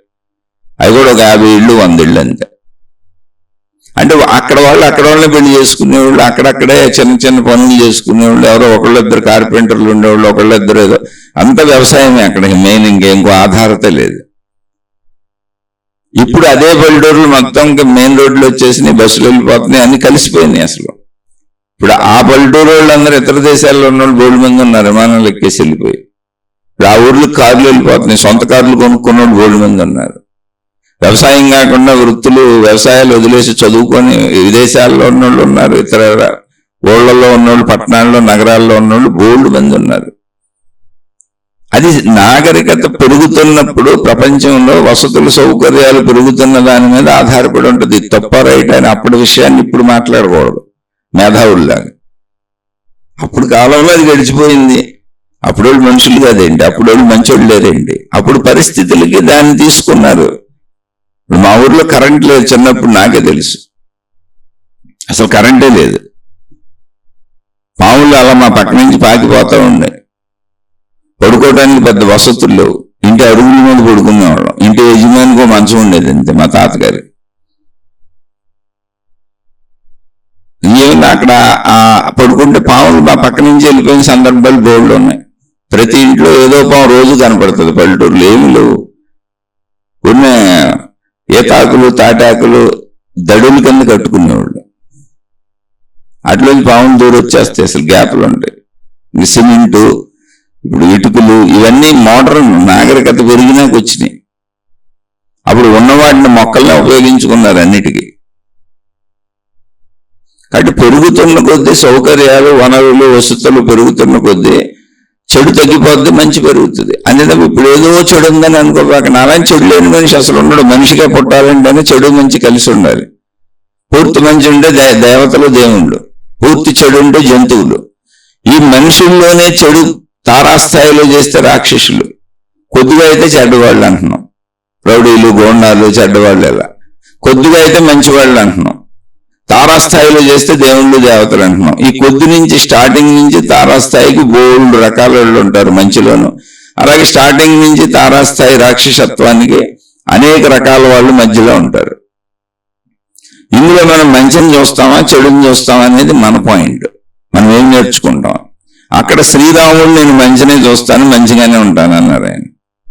అప్పుడు చెడ్డవాళ్ళు ఉన్నారు, ఇప్పుడు చెడ్డవాళ్ళు. ఇప్పుడు ఉండేవాళ్ళ చరిత్ర మళ్ళీ రాబోయే కాలాల్లో వస్తుంది. ఇప్పుడు ఎవరైనా అలా బతికారు అనుకోండి, రాబోయే కాలాల్లో వస్తుంది. అప్పుడు అందించినటువంటి ఆ రామాయణ చరిత్రలోని ఎంతమంది నీచులు ఉన్నారో అక్కడే ఉంది, ఎంతమంది మంచోళ్ళు ఉన్నారో అక్కడే ఉంది. ఇప్పుడు రాముడికి సహాయం చేయడానికి సైన్యాలే వెళ్ళినాయి, అదే రాముడితో యుద్ధం చేయడానికి సైన్యాలే వచ్చినాయి రావణాసురుడు. అది ఒక ఉదాహరణ చెప్పారు మనకు, ఒక గ్రంథమే. కానీ ఆ కాలంలో రోజువారీ జీవితాలు ఎన్ని జరుగుతూ ఉండుంటాయో, మంచి పనులు చెడ్డ పనులు. ఆ గ్రంథం అప్పుడున్న వాతావరణాన్ని మనకు చూపిస్తుంది, ప్రపంచాన్ని మనకు చూపిస్తుంది, ఆ ప్రపంచంలో మనుషుల్ని మనకు చూపిస్తుంది. ఆ తర్వాత మళ్ళీ ద్వాపరం, అక్కడ కొట్టుకు చావటమే కదా, అన్నదమ్ములు, ఆ ఇల్లు గొడవలు, రాజ్యాలు, రాజ్యకాంక్షలు. అదేం చేస్తుంది, అది మొత్తం ద్వాపర యుగానికి మొత్తం మనుషులందరికీ ప్రత్యేక ఏంటి, ఒక ఇన్సిడెంట్ అని చెప్పింది అక్కడ గ్రంథం. ఆ ప్రపంచ పరిస్థితిని చెప్పింది. మంచోళ్ళు ఉన్నారు, చెడ్డోళ్ళు ఉన్నారు, అందరూ అన్ని, లేకపోతే యుద్ధాలు జరగవుగా, గొడవలు జరగవుగా. ఇది ఇప్పుడు ఉంటారు, ఎప్పుడు ఉంటారు. మానవ జాతి ఉన్నంత వరకు ఉంటారు. ఎందుకనంటే అసలు మానవుడు నేను శరీరమనే పరిమిత భావనలోనే జీవిస్తాడు. ఇక్కడ అది అబద్ధం కూడా కాదు, అలాగే జీవించాలి. కానీ అపరిమితమైనటువంటి సృష్టి శక్తి ఏది ఉన్నదో ఆ సృష్టి శక్తి వలనే ఈ సృష్టి అంతా ఉన్నది. నేను కూడా ఆ సృష్టి శక్తికి సంబంధించిన వాడినే. ఇక్కడ ఉన్న వాళ్ళందరూ ఆ సృష్టి శక్తికి సంబంధించిన వాళ్లే. కాబట్టి ఎవరి పట్ల నేను తప్పుగా ప్రవర్తించకూడదు, ఎందుకంటే సృష్టిగా శక్తిగా ఒకటే అనేటువంటి భావన కలిగించేది ఆధ్యాత్మికము. అది సత్యము. ఎందుకంటే సృష్టిగా శక్తి ఒకటిగా, సృష్టి అంతా ఒకటిగా. ఇప్పుడు జంతువులన్నా మనకు ఎవరు, ఇప్పుడు పంచభూతాలు సృష్టి ఎవరు ఏర్పాటు చేశారు? దేవుడు అనండి, దేవత అనండి, లేదా నేచర్ అనండి, ప్రకృతి అనండి, విశ్వం అనండి, దానంతటా జరిగింది బిగ్ బ్యాంగ్ థియరీ అనండి, ఏదైనా చెప్పండి. కానీ దీనికి ఒక మొత్తం సృష్టికి ఆధార శక్తి అయితే ఒకటే ఉంటుందిగా. అనేక రకాల జంతువులు ఉండొచ్చు, పంచభూతాలు ఉండొచ్చు, మనుషులు ఉండొచ్చు, వృక్షాలు ఉండొచ్చు. కానీ మీరు గమనిస్తే అన్ని పరస్పర ఆధారితంగా సృష్టిలో వాటి మీద ఆధారపడే కదా సృష్టిలో అన్ని బతుకుతున్నాయి మనుషులతో సహా. అప్పుడు సృష్టికి నేను హాని చేయకూడదు అనేది కామన్ సెన్స్ పాయింట్ కదా. ఆ కామన్ సెన్స్ పాయింట్ ఎవరు తీసుకుంటారు? కామన్ సెన్స్ ఉన్నవాళ్ళు తీసుకుంటారు, వాళ్ళని మంచివాళ్ళు అన్నారు. ఆ కామన్ సెన్స్ అనే దాన్ని ఉపయోగించిన వాళ్ళు, అంటే ఆ జ్ఞానము ఉపయోగించిన వాళ్ళు చెడ్డవాళ్ళు అన్నారు. అంతే, ఏం లేదు అక్కడ. అంతే, చెడ్డవాళ్ళు మంచివాళ్ళు అంటే ఎప్పుడూ ఉంటారు. అది మీరు ఎప్పుడూ గుర్తుపెట్టుకోండి. మనిషి అంటేనే మంచి చెడుల కలయిక. మీలో ఇప్పుడు ఈ కలయికలో మనం మొదలైంది జీవితం. మంచిని పెంచుకుంటారా, చెడుని పెంచుకుంటారా? మీకున్న ఆప్షన్ అది. మీరు అసలు ఇక్కడ పెంచుకోవడానికి మంచిగానే చెడును పెంచుకొని తదుపరి జీవితాన్ని ఎంపిక చేసుకోవడానికి వచ్చారు. మీరు నమ్మిన నమ్మకపోయినా ఇప్పుడు జరుగుతున్న వాస్తవం అది. ఇందులో మహాత్ములు చెప్పేది ఏంటంటే తదుపరి జీవితం అసలు పక్కన పెట్టేద్దాం, ఇప్పుడు అది కూడా పక్కన పెట్టేద్దాం. ఇప్పుడు జీవించే జీవితంలో నువ్వు హాయిగా ఉండాలంటే నువ్వు ఖచ్చితంగా మంచిగానే ఉండాలి. ఇప్పుడు శ్రీరామచంద్రుడి రాజ్యాన్ని లాక్కుంది సవతి తల్లి తన కొడుకు కోసం. ఓకే, ఒప్పుకుందాం. శ్రీరామచంద్రుడిని వనవాసానికి పంపింది. ఓకే, ఒప్పుకుందాం. ఆ స్టోరీ అందరికీ తెలుసు. రాముడు వనవాసానికి వెళ్ళిపోయాడు. ఇప్పుడు రాజ్యం అంతా ఈవిడే అక్కడ ఉంది. తన కొడుకు ఎక్కడో ఉన్నాడు, వస్తాడు. ఇప్పుడు రాజ్యం మొత్తం తన కొడుకే ఇచ్చేద్దామని ఆమె వేసుకున్న ప్రణాళికలో రాముడు వెళ్ళిపోగానే చాలా హాయిగా ఆనందంగా ఉంది అనుకుందాం. ఏమైంది? వెంటనే ఆవిడ భర్త అయిన దశరథుడు చనిపోయాడు.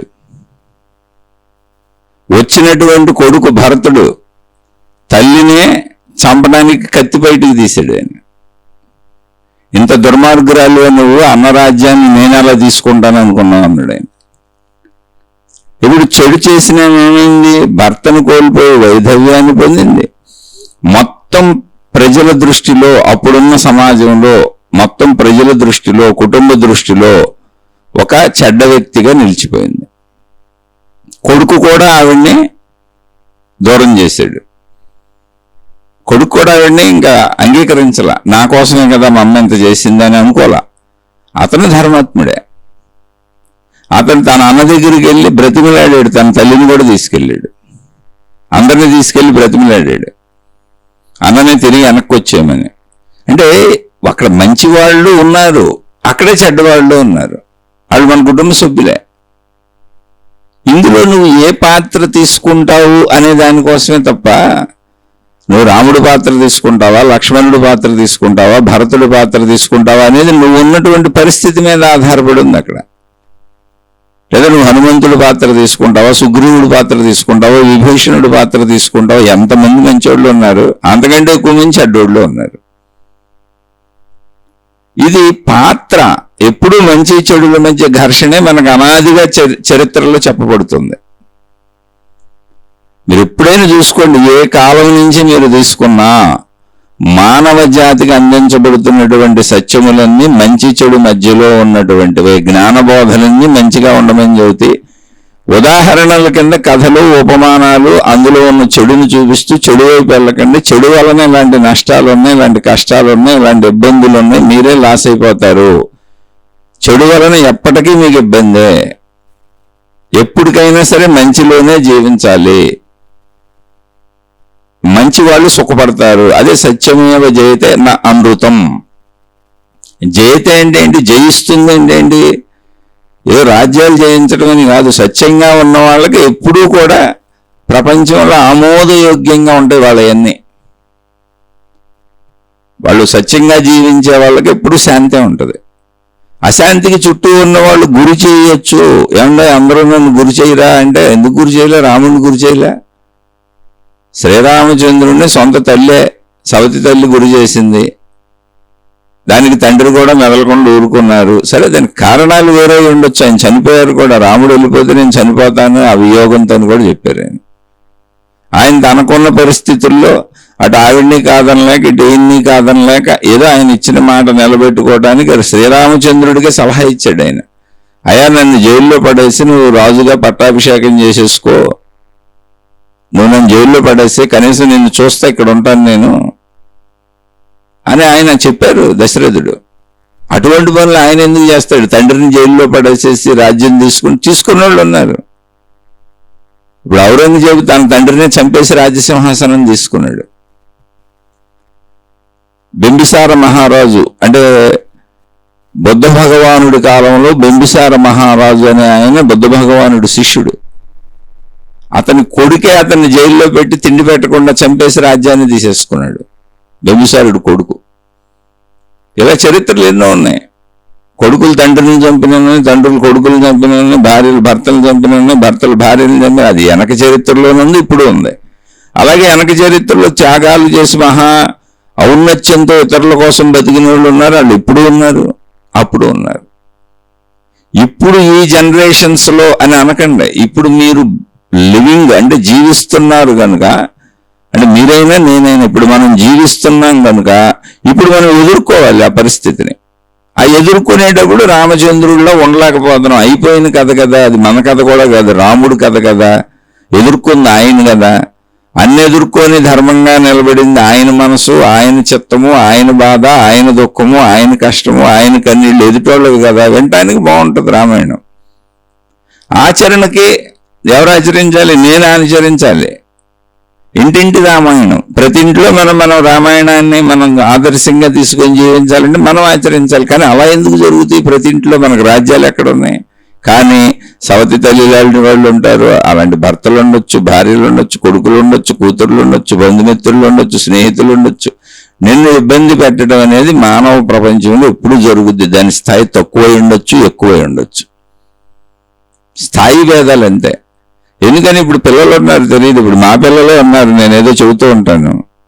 ఒక్కొక్కసారి ఆ పిల్లలు చిన్న వయసు వలన తీవ్రతతో మాట్లాడతారు, బాధకు లోనవుతారు. నా వయసు ఎంత? 57 ఏళ్ళు. నా కొడుకు ఉన్నాడు 20 ఏళ్ళు. 19 నుండి 20 వచ్చినాయి. అంటే 3 రెట్లు అతనికంటే పెద్దవాడిని నేను.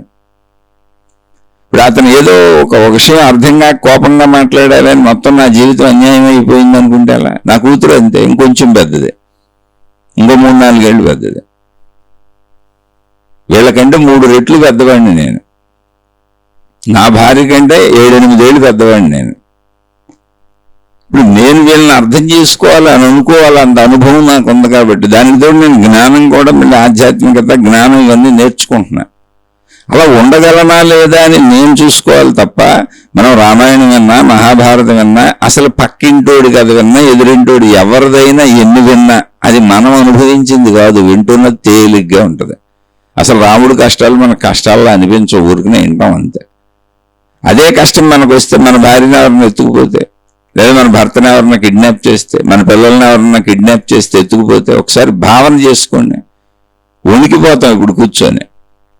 ఆ స్థితిలో రామచంద్రుడు కూడా అలాగే అయ్యారు. ఆయన ఇంకా నా సీత లేదు, నా సీతను ఎవరో చంపి తినేశారు రాక్షసులు, ఎత్తుకుపోయారని ఆయన అనుకోలా స్టార్టింగ్లో. కాబట్టి ఇంకా నేను బ్రతకడం అనవసరం. రాజ్యం పోయినప్పుడు ఆయనకు అనిపించలే, ఎందుకని ధన సంపదలు అవి. ఆ మనుషులు రకరకాలుగా ఉంటారు, రాజ్యాధికారం ఎవరికుంటే ఏంటి అనుకున్నాడు. కానీ భార్యాభర్త అన్నప్పుడు నాదే కదా బాధ్యత. నా భార్య నన్ను నమ్మి అడవులకు కూడా వచ్చేసింది. ఏమంటే మీరు వెళ్ళి రెండులే, అక్కడ సౌకర్యాలు ఉండవు, నేను ఎక్కడ ఉంటాను, నేను ఇక్కడ ఉండాలి, మీరు వెళ్ళి వనవాసం పూర్తి చేసుకురండి అని ఆవిడ చెప్పుంటే. ఎందుకంటే రాముడు ఆ మాట చెప్పాడు ఆవిడకి, నువ్వు రావద్దు, నువ్వు ఇక్కడే ఉండు, వనవాసం నాకు కదా పెట్టారు, నేను వెళ్ళి వస్తాను, నువ్వు ఇబ్బందులు పడతావు అని ఆయన చెప్పారు. అయినా కూడా నా భర్త ఎక్కడ ఉంటే అదే నాకు స్వర్గము అంది. అటువంటి భార్యని పోగొట్టుకున్న వ్యక్తికి మనసు ఎలా ఉంటుంది? మామూలు భార్యని కూడా ఎవడో పోగొట్టుకోడు. అసలు మనకు అన్నెందుకు వస్తాయి, మన ఎవరో వనవాసానికి పంపుతారు. కానీ సమస్యలు వస్తాయి, మన మాటకు ఎదురు చెబుతారు, మనం అనుకున్న దానికి ఇంకోటి చెబుతారు, వాళ్ళు అనుకున్నట్టు చేయమంటారు. ఇలా ఎప్పుడూ ఉంటాయి మనుషుల మధ్య అభిప్రాయ భేదములు. అందులో కొంచెం మూర్ఖత ఎక్కువ ఉంటే ఘర్షణలు ఎక్కువ ఉంటాయి. అందులో కొంచెం ఆర్థిక సమస్యలు అన్నీ కలుస్తూ ఉంటాయి, చుట్టూ ఉన్నాయన్నీ. వీటిని ఎదుర్కొంటూ ముందుకు సాగటమే జీవితం. అసలు సమస్య లేనివాడు ప్రపంచంలో ఉండడు. శరీరమే సమస్య, నా సొంత శరీరమే నాకు సమస్య. ఎందుకంటే రోజు దానికి ఆహారం ఇవ్వాలి, రోజు దాన్ని క్లీన్ చేయాలి, రోజు మలమూత్ర విసర్జించాలి, అవన్నీ సరిగ్గా అవ్వాలి, లేకపోతే అనారోగ్యాలు వస్తాయి. ఎక్కువ ఒత్తిడికి లేనాయనంటే జబ్బులు వస్తాయి. మళ్ళీ ఎక్కువ పని చేస్తే అలిసిపోద్ది, అలాంటి పని చేయకపోతే పాడైపోద్ది. అసలు శరీరం ఎన్ని రకాలుగా ఉంది, మన బయట మనుషులు అంటున్నారు. మన శరీరాన్ని సరిగ్గా ఉంచుకోవాలంటేనే మనం జీవితకాలం తపస్సు చేయాలి. ఏది తినొచ్చు, ఎంత తినకూడదు, ఏవి తినకూడదు, ఏవి తినొచ్చు, ఎలా ఉండాలి, ఏం చేయాలి, ఎంత శ్రమ పడాలి, ఎంత శ్రమ పడకూడదు, అన్నీ ప్రతిదీ మనం చూసుకోవాలి. అలాగే వృత్తి వ్యాపార ఉద్యోగాలు, డబ్బులు, ధన సంపాదనలు, కుటుంబ సభ్యులందరితో కలిసిమెలిసి ఉండటం, సమాజంలో మళ్ళీ మంచిగా ఉండటం, బోల్డ్ చేయాలి. మన శరీరమే మనకి చాలా ఇబ్బందిని కలిగిస్తుంది. తలనొప్పి వచ్చింది ఏమన్నా అంటామా? మన తలని చితకొట్టుకుంటామా గోడకేసి, దాన్ని తగ్గించుకునే ప్రయత్నం చేస్తాం. కానీ ఎదుటి వాళ్ళతో బాధ వచ్చినప్పుడు, ఒక మాట బాధ వచ్చినప్పుడు వాళ్ళ మీద నేరారోపణ చేస్తాం. ఒక తలనొప్పి వచ్చింది, ఒక కడుపు నొప్పి వచ్చింది, ఒక షుగర్ వచ్చింది, ఒక బీపీ వచ్చింది. మన శరీరంలోనే మనకు అనేక వ్యాధులు వచ్చినాయి. శరీరాన్ని మనం చేస్తున్నామా? తగ్గించుకునే ప్రయత్నం చేస్తున్నాం. నన్ను ఎందుకు బాధ పెడతావు అంటలా, ఎందుకని ఈ శరీరమే నేను అనుకున్నాను కాబట్టి దాన్ని ఎలాగోలా తగ్గించుకుందాం అని ఆ విశ్వ ప్రయత్నాలు చేస్తాం. కానీ మనుషుల నుంచి వచ్చే బాధల్ని ఓర్చుకుందాం, వాటిని తగ్గించుకుందాం, ఒక నేర్పుగా ఏదన్నా చేసుకుందాం అని ప్రయత్నించాం. ఎందుకంటే వాళ్ళు వేరు కనుక నన్ను బాధ పెడుతున్నాడని అధికంగా తీసుకుంటాం. క్యాన్సర్ పేషెంట్లు కూడా అలా బతుకుతున్నారు, ఎన్నో జబ్బులతో ఉన్నోళ్ళు ఉన్నారు. ఏం చేస్తారు? శరీరంలో వచ్చింది దానికి ఏం చేయలేవు. అలాగే మనుషులతో ఉన్నదానికి కూడా ఏం చేస్తాను అని అనుకో. ఒకసారి మంచిగా బ్రతకడానికి ప్రయత్నించి, ఒక శరీరంలో జబ్బు ఉంది, ఒక క్యాన్సర్ వచ్చేసింది, ఒక షుగర్ వచ్చేసింది, ఒక బీపీ వచ్చేసింది, రకరకాల జబ్బుల్లో ఏదో ఒక జబ్బు వచ్చేసింది. ఏం చేస్తాం? బిళ్ళలు వాడుకుంటూ దానికి తగ్గగా జీవిస్తాం. అది మనకు లోటు, ఆ లోటు వైపు వెళ్లకుండా, జబ్బు ముదరకుండా జాగ్రత్త పరుచుకుంటూ జీవిస్తాం. అది లోటు ఎప్పటికే. అలాగే మన జీవితంలో ఉన్న మనుషులు కావచ్చు, మన చుట్టూ ఉన్న సంబంధ బాంధవ్యాలు కావచ్చు, అదొక రకమైన లోటు. అలాంటి కొడుకు, అలాంటి కూతురు, అలాంటి భర్త, అలాంటి భార్య, అలాంటి తల్లిదండ్రులు శరీరంలో అవకరాలతో పుడుతున్నారు. కళ్ళు లేకుండా, కాళ్ళు లేకుండా, చెవులు లేకుండా, సరిగ్గా మాట్లాడలేక అనేక రకాల అవకరాలతో పుడతారు. పుట్టినాక అనేక ఆది వ్యాధులతో బాధలు పడుతూనే ఉంటారు. ఏం చేస్తుందండి? ఏమన్నా చేయగలిగామా? ప్రయత్నిస్తాం, ఒక బిళ్ళ వేసుకొని జీవితం గడుపుతూ ఉంటాం. అలాగే మనుషులను కూడా అలాగే భావించుకో. రకరకాల మనుషులు ఉంటారు, అందులో నీకు తగిలిన వాళ్ళు ఎవరో తగులుతారు. కానీ వీళ్ళందరి మధ్య నువ్వు ఒక రాముడిగా ఉండగలవా అంటే నీ పాత్ర ఏంటి? నీ లక్ష్మణుడిలో ఉండగలవా? ఓ భరతుడిలో ఉండగలవా? నువ్వు ఎలా ఉన్నావు? ఏ పాత్రలో ఉన్నావు? దశరథుడి పాత్రలో ఉన్నావా? కైకమ్మ పాత్రలో ఉన్నావా? వాలి పాత్రలో ఉన్నావా? సుగ్రీవుడి పాత్రలో ఉన్నావా? రావణాసురుడి పాత్రలో ఉన్నావా? మొత్తం రావణాసురుడు కుటుంబం అంతా రావణాసురుడిని అనుసరించి చూడండి, ఎందుకని అవే గుణాలు ఉంటాయి. రావణాసురుడు రాజ్యంలో సైనికులు మొత్తం అందరూ రావణాసురుడిని అనుసరించారు, ఎందుకని యథారాజా తథా ప్రజ. తప్పని చెప్పిన వాళ్ళు ఒక్క విభీషణుడు చెప్పాడు. పాపం ఎందుకు ఆయన బుద్ధికి అది పుట్టింది అంటే అంతమందిలో ఒకడు ఉన్నాడు, కానీ అది మొత్తం దుర్మార్గ రాజ్యమే. ఎందుకని రాజును బట్టి వాడి బంధువులు దుర్మార్గులే. అలా ఈ మంచోళ్ళు రాముడికి సంబంధించిన అందరూ మంచోళ్ళే, ఒక కైకమ్మ తప్ప. ఆవిడకి ఆ దుర్బుద్ధి పుట్టింది. అప్పుడు దాకా కూడా ఆవిడ బాగానే ఉంది. ఏదో పరిస్థితుల ప్రాబల్యాలు. మనుషులు అలా ఉంటారు అని అంగీకరించండి ముందు. అందులో పెద్ద సమస్యలు ఏం లేవు. ఈ జనరేషన్లో కుదురుతుందని అసలు అడగబాకండి. ఈ జనరేషన్లో ఇంతకు ముందు కంటే మంచి జనరేషన్.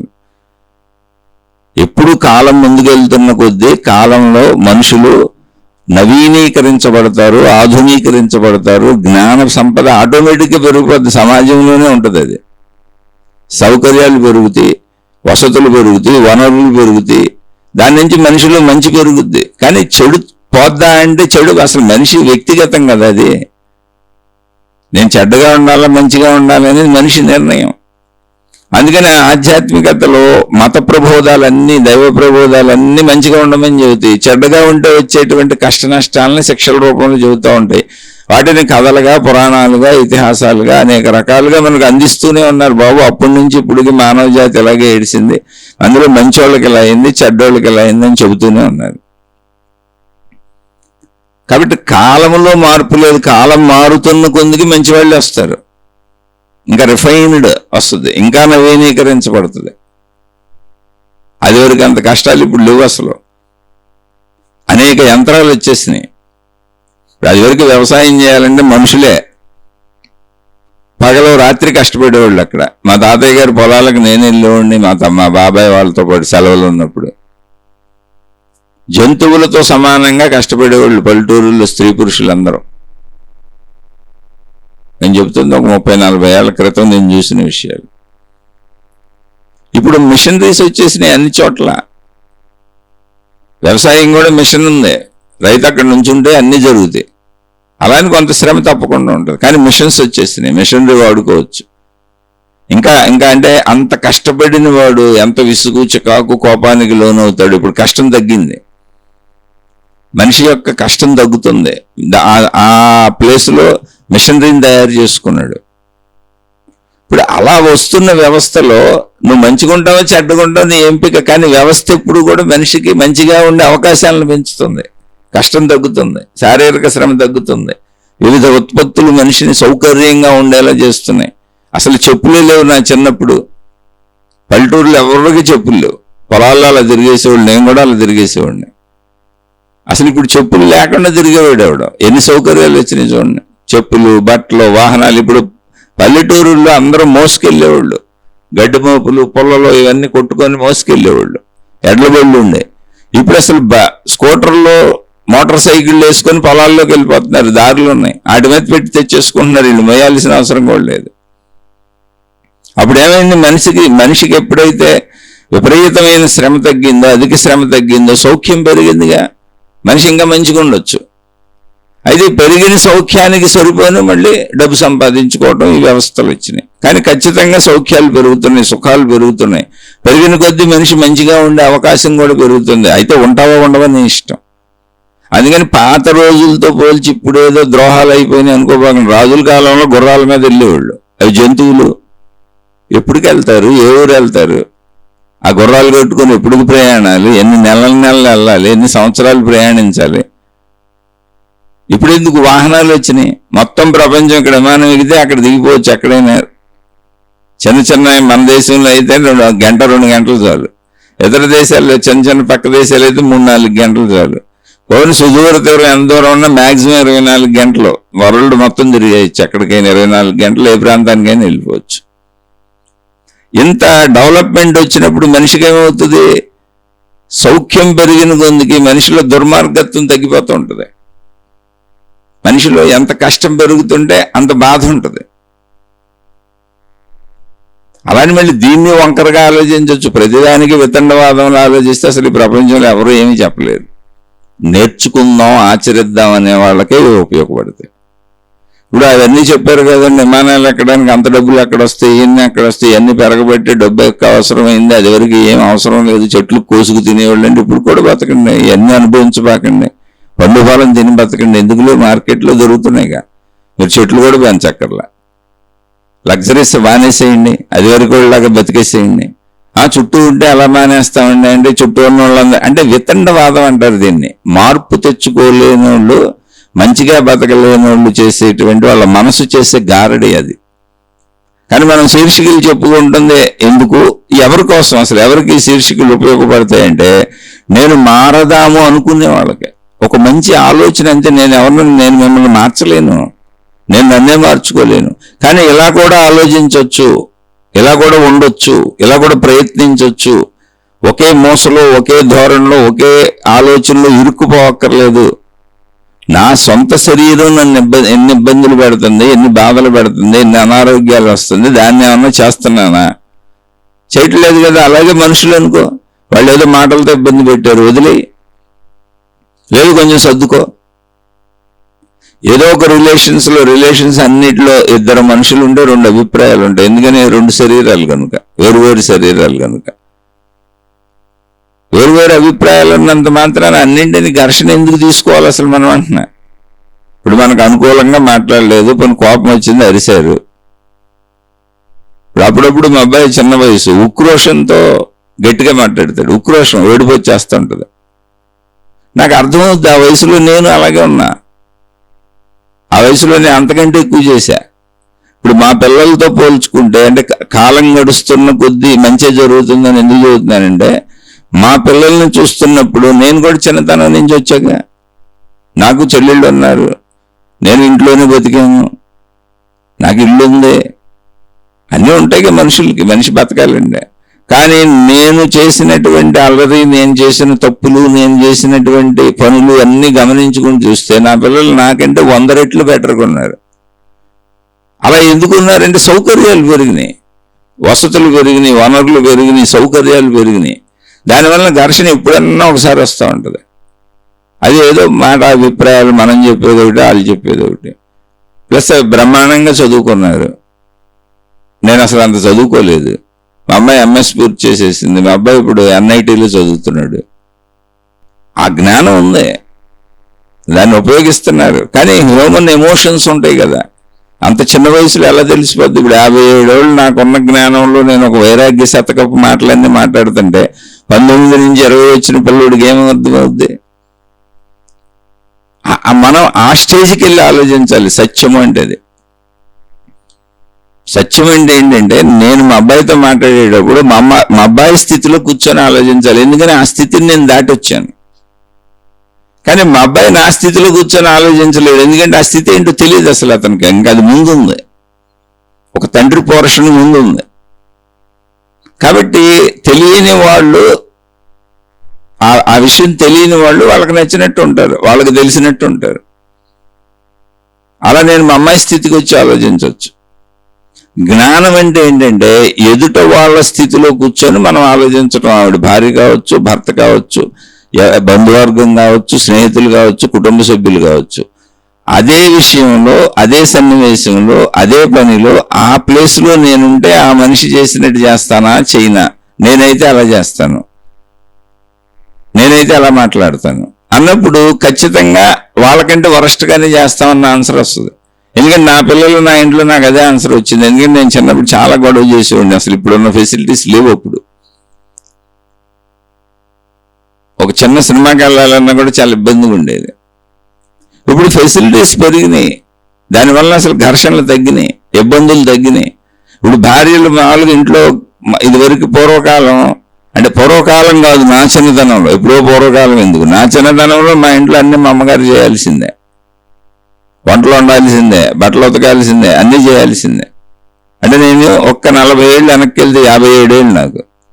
50 ఏళ్ళు వెనక్కి వెళ్ళిపోవచ్చు, ఎందుకంటే 6 ఏళ్ళ నుంచి వస్తుంటాంగా. అప్పుడు ఇన్ని సౌకర్యాలు లేవు. పొద్దున్నే సాయం దాకా కష్టపడతానే ఉండేవాళ్ళు, ఇల్లు ఆళ్లే తుడుచుకునేవాళ్ళు, అన్నీ ఆళ్లే చేసుకునేవాళ్ళు, వంటలు ఆళ్లే ఉండేవాళ్ళు.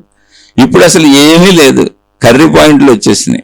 ఎక్కడ పడితే అక్కడ కూరలు అమ్ముతున్నారు, భోజనాలు అమ్ముతున్నారు. మళ్ళీ ఎవరికి కావాలంటే వాళ్ళకి బ్రాహ్మణ భోజనాలు కూడా వచ్చినాయి. ఒకవేళ నేను సాత్వికంగా తింటానంటే వాళ్ళే వండి పెడుతున్నారు. ఎప్పుడైనా ఒంట్లో బాగోపోతే అలా ఆర్డర్ పెట్టుకుంటే అలా ఇంటికి వచ్చేస్తాయి. అసలు నువ్వు ఇల్లు కదలక్కర్లా, ఆర్డర్ పెట్టుకుంటే ఇంటికి వచ్చేస్తాయి. సరుకులైన అగిరికలైన ఏవైనా. ఎంత సౌకర్యాలు వచ్చినాయి చూడండి. ఇదివరకు మొత్తం అవన్నీ ఆళ్లే చేసి కష్టపడాలి. అందుకని అంత కష్టపడిన వాళ్ళకి విసుగ్గా, చికాగ్గా, కోపంగా ఉంటుంది. నిరంతరం ఏదో పని చేస్తూనే ఉండాలి. సాటి మనుషులతో కలివిడిగా ఉండటం కుదరదు, కోపం వస్తూ ఉంటుంది. సహకరించాలి. ఎవరు మనబోటి వాళ్ళ మీద సహకరిస్తే వాళ్ళకి ఆనందంగా ఉంటుంది. ఇప్పుడు కూతుర్లు, కొడుకులు ఆ తల్లి మీద పారేసేసి, ఆ భర్త కూడా పాడేసేసి, నీ పనులు నువ్వు చేసుకొని వీళ్ళు బయట తిరిగేస్తుంటే ఆవిడకి ఎంత ఇసుగ్గా ఉంటుంది. ఇన్ని పనులు చేసి మళ్ళీ భర్తను మెప్పించి, పిల్లల్ని మెప్పించి. అందుకని ఒకప్పుడు ఆడవాళ్ళ జీవితాలు వంటింటికే అంకితమైపోయినాయి. ఇప్పుడు అక్కర్లా, చదువుకుంటున్నారు, ఉద్యోగాలు తెచ్చుకుంటున్నారు. ప్లస్ మామూలు వ్యక్తికి కూడా, ఇప్పుడు ఒక రైతు అవ్వచ్చు, ఇంకోళ్ళు అవ్వచ్చు, ఈ ఫెసిలిటీస్ అన్ని వాడుకుంటారుగా. ఇప్పుడు కూర వండుకోలేకపోయారు, చిన్న ఆర్డర్ పెట్టుకుని పక్కన కర్రీ పాయింట్లు ఉంటాయి. అసలు మనం వండుకునే దానికంటే అతి తక్కువ ఖర్చులు వచ్చేస్తుంది. ఇప్పుడు అనారోగ్యం వచ్చి 4 రోజులు పడుకున్న బాధ లేదు, ఆర్డర్ పెట్టుకుంటే ఇంటికి వచ్చేస్తాయి. అన్ని టిఫిన్లు అమ్ముతారు, కూరలు అమ్ముతారు. అసలు అన్ని నువ్వు ఏమి చేయకుండా కూడా ఇంట్లో బతకొచ్చు చక్కగా, కొంచెం డబ్బు సంపాదించుకోండి. ఇంకా కాదు, వృద్ధాశ్రమాలు ఉన్నాయి, అనాథాశ్రమాలు ఉన్నాయి. అసలు చదువులు మనం కష్టపడక్కర్ల, గవర్నమెంట్ స్కూల్సే ఉన్నాయి. ఇక్కడ మనం సర్దుకోవడం అనే పాయింట్ మనిషి చేతిలో ఉంది. సౌకర్యాలు ఎప్పటికీ పెరిగిపోతున్నాయి. ఆఖరికి ఇప్పుడు మన సామాను ఇల్లు ఉడిచే మిషన్లు వచ్చేసినాయి, సామాను పాత్రలతో మిషన్లు వచ్చేసినాయి, బట్టలు ఉతికే మిషన్లు వచ్చేసినాయి, అన్నిటికీ మిషన్లు వచ్చేసినాయి. అంటే ఎంత శ్రమ తగ్గింది నీకు. అప్పుడు ఇసుకు తగ్గదు, కోపం తగ్గదు, బాధ తగ్గదు, అన్నీ తగ్గుతాయి.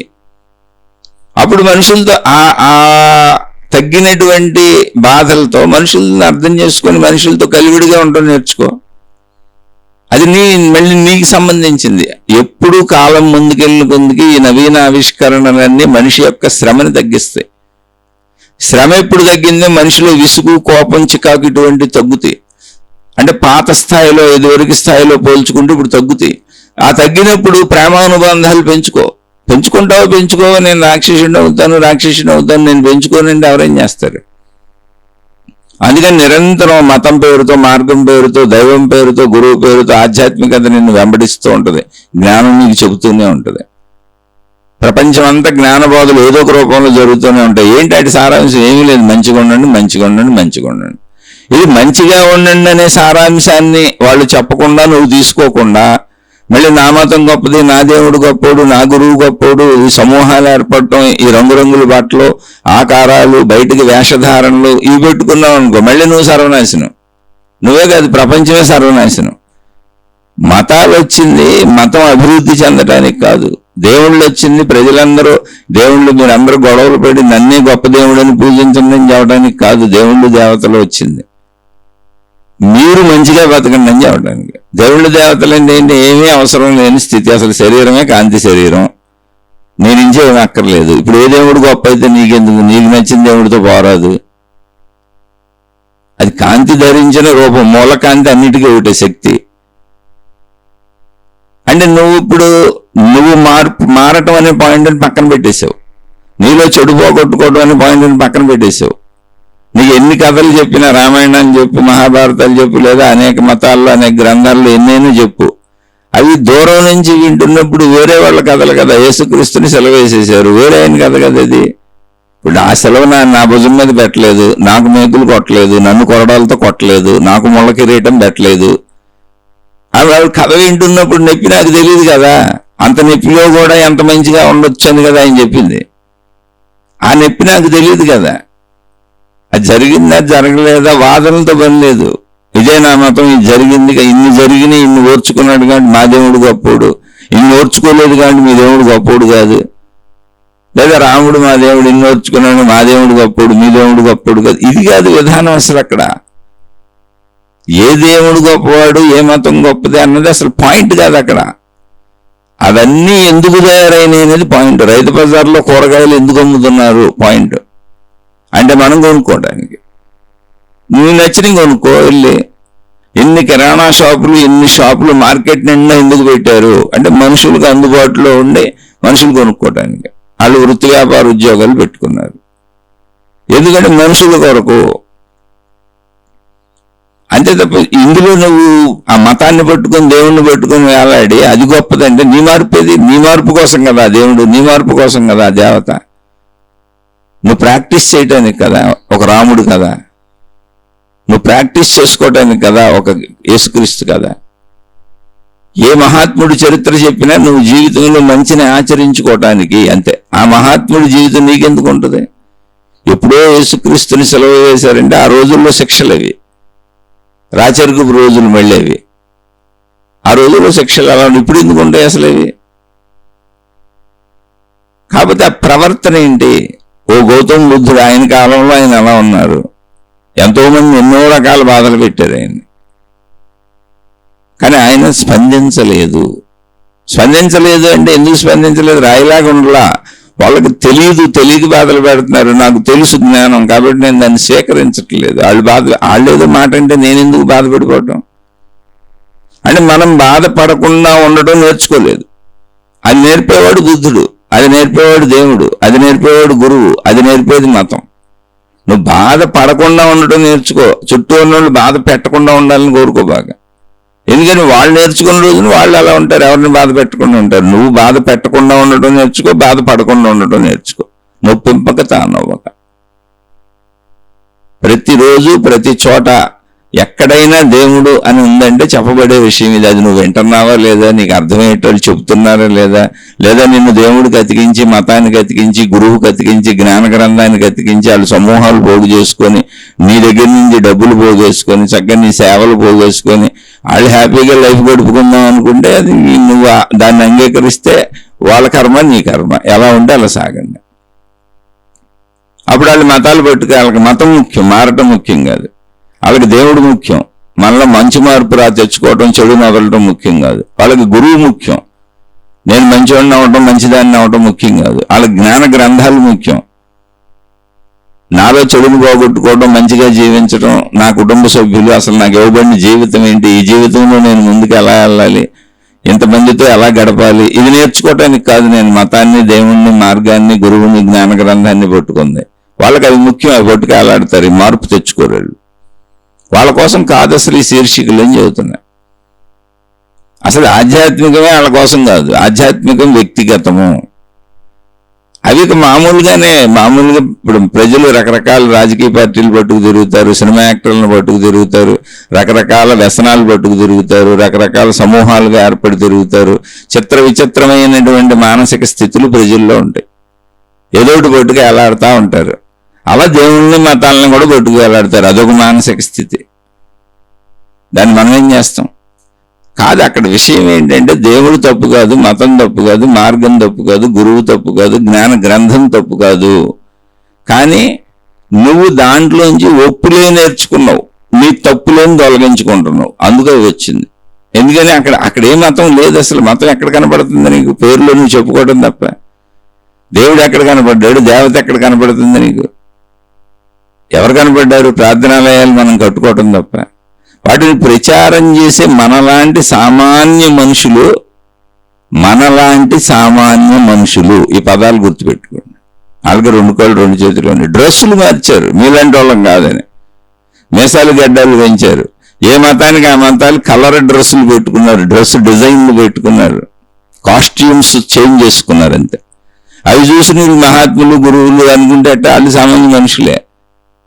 కానీ ఇవి చెప్పటమే వృత్తిగా, ప్రవృత్తిగా పెట్టుకున్నారు. నిజంగా అందులో మంచోళ్ళు కూడా ఉంటారు. మరి ఎవరు చెప్పైతే ఎలా తెలుస్తుంది? అందుకని ఆ మంచోళ్ళని అనుసరించండి. కానీ దానికి నిన్ను అతికించే వాళ్ళు ఎవరు మంచోళ్ళు కాదు, చెడ్డోళ్ళు. ముందే చెబుతున్నా. నిన్ను మతానికి అంటుకుపోయావు, ఇంకా ఊడదు నీకు అది. ఇంకా నువ్వు దాన్ని ఓడదీయలేవు, అలా చచ్చిపోతావు. ఆ అంటించుకున్నదే సత్యం అనుకుంటాం అంతే. దాన్నే చెబుతూ ఉంటాం అందరికి ఇదే సత్యం అని, మిగిలినన్ని అసత్యాలండి. ఎందుకంటే నువ్వు దీనికి అంటుకుపోయావు, అదేంటో నీకు ఎట్ట తెలుస్తుంది? పక్కన ఉన్న మతాల గురించి, పక్కన ఉన్న దేవుని గురించి నీకు తెలియదు, ఎందుకంటే నువ్వు దీనికి అంటుకుపోయావు, నీ బుద్ధి దీనికి అంటుకుపోయింది. అలా ఒక మతానికో, ఒక దేవుడికో, ఒక గురువుకో, ఒక సమూహానికో, ఒక గ్రంథానికో నిన్ను అంటించేసే వాళ్ళు అందరూ కూడా నీకు హాని చేస్తున్నారు. ఎందుకంటే అంటుకుపోయిన వాడికి స్వేచ్ఛ ఉండదు. దాన్ని అంటుకోబాక దాంట్లో నీకు కావలసినవి తీసుకొని నువ్వు ఎలా జీవించాలి ఇప్పుడు ఈ కుటుంబంలో, ఈ కుటుంబ సభ్యుల మధ్య, ఇప్పుడు నేను జీవిస్తున్నాను ఈ సమాజంలో, ఈ పరిస్థితుల్లో, నాకున్న ఈ వనరులు వసతుల్లో, నేనున్న ఈ ప్రదేశంలో, వాటిని సహాయంగా తీసుకో. నీకు ఏది నచ్చితే సహాయంగా తీసుకొని నీ జీవితాన్ని మెరుగుపరుచుకో, నువ్వు మార్చుకో, నీలో చెడు పోగొట్టుకో. ఎదుటి వాళ్ళలో చెడు ఉంటే దాన్ని ఎలా ఫేస్ చేయాలో నేర్చుకో.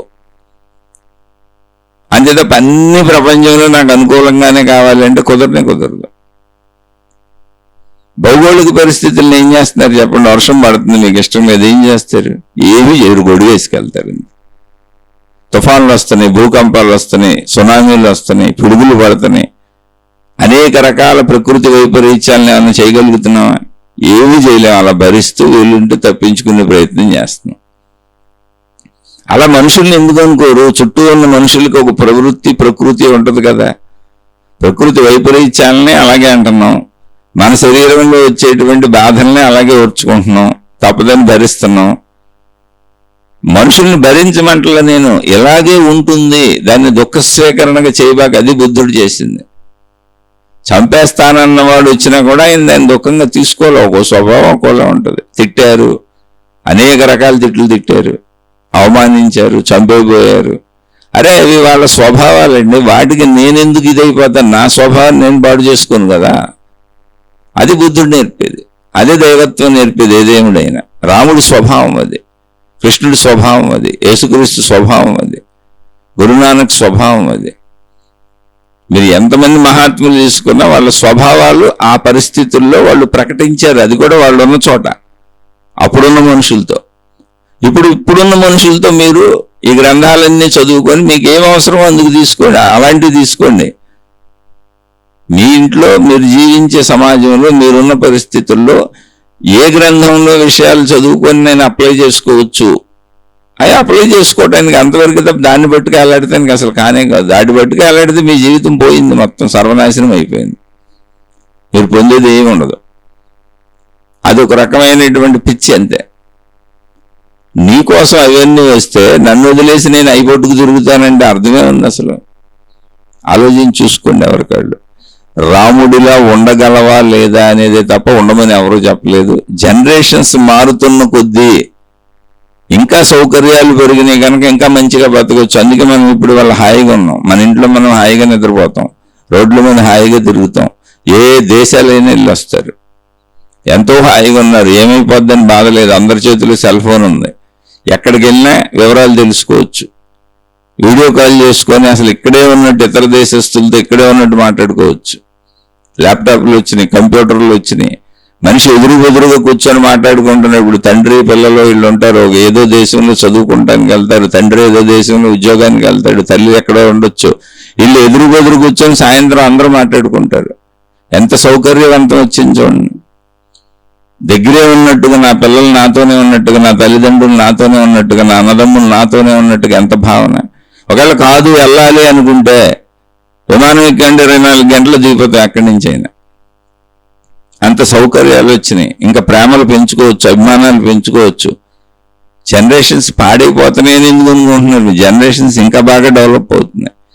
మంచిని చూస్తారా, చెడుని చూస్తారా, అది మీ పాయింట్. ప్రతి వాళ్ళకి ఇది ఒక పదం అలవాటు అయిపోయింది. అంటే సోదరుని అంటలా నేను ఎక్కడ చూసిన ఇదే చెబుతున్నారు, ఎక్కడ చూసిన ఇదే. అది వరకు రోజులు వేరండి అని ఏముంది అది వరకు రోజుల్లో?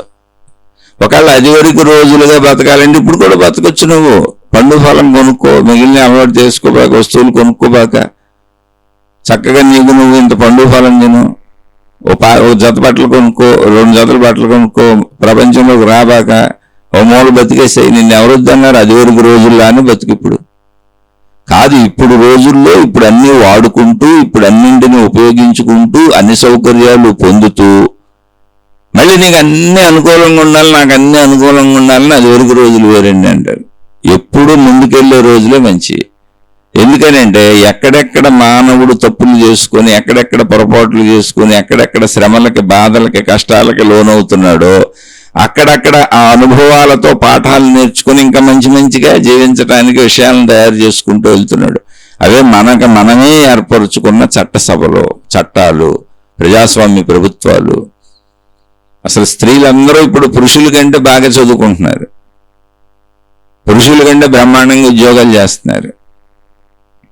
ఇంకేంటి, ఇంతకంటే ఇంకా డెవలప్మెంట్ ఏమొస్తుంది? ఇంతకంటే సుఖకరమైన జీవితం ఎక్కడొస్తుంది? ప్రతి దాంట్లో మంచిని చూడండి, కొంచెం భరించడం నేర్చుకోండి, కొంచెం ఓర్చుకోవటం నేర్చుకోండి. అంత పెద్ద సమస్యలు మనకేం ఉండవు. కాసేపు ఒక సిచ్యుయేషన్ ఎదుర్కోవటం నేర్చుకోండి. ఇంట్లో ఏదో మాట్లాడుకుంటున్నాం, కొంచెం ఘర్షణ ఉండొచ్చు, కొంచెం గొడవ ఉండొచ్చు, కాసేపే ఉంటుంది అది. అవే పట్టుకు వేలాడబాకండి, అసలు దాన్ని అక్కడ వదిలేయటం నేర్చుకోండి. ఎందుకంటే ఏ కుటుంబ సభ్యులు తీవ్ర దారుణంగా అయితే ఉండరు.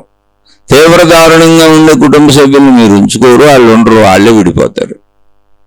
సహజ కుటుంబాలలో అంత తీవ్ర దారుణత్వం ఎక్కడా ఉండదు. ఎవరో కొంచెం నోడు దురుస్తానని తెలియక గట్టిగా మాట్లాడొచ్చు, లేదా నాకు నచ్చిందే జరగాలనొచ్చు, ఇలా కొంచెం మొండితనం, కొంచెం ఇవి అన్నీ ఉంటాయి. కానీ అన్నింటి మధ్య ప్రేమాభిమానాలు ఉంటాయి. కొద్దిగా ఆగితే ప్రేమాభిమానాలు బయటకు వస్తాయి. కాదని అందరూ ఒకరితో ఒకళ్ళు ఘర్షణ పడిపోతున్నారు అనుకో, గొడవ పెరుగుద్ది. ఒకళ్ళు కొంచెం సీరియస్గా ఉన్నప్పుడు ఇంకొకళ్ళు ఆగుతూ ఉంటే ఏం లేదు. శ్రీరామచంద్రుడు అంతటి కష్టాలు అసలు మనకి ఎప్పటికీ రావు. అందుకని అప్పటి రోజులు మంచి, ఇప్పటి రోజులు మంచివి కాదు అని అస్సలు అనుకోబాకండి. ఎప్పటికప్పుడు ఇప్పటి రోజులే మంచివి. ఎందుకని, రేపటి రోజు ఇవాళ అనుభవాలతో రేపు జీవిస్తాను. ఇవాళ అనుభవాలు రేపటికి సహకరిస్తాయి. అలా కాలం గడిచిన కొద్దిగా మానవ జాతికి గడిచిపోయిన అనుభవాలన్నీ సహకరిస్తాయి.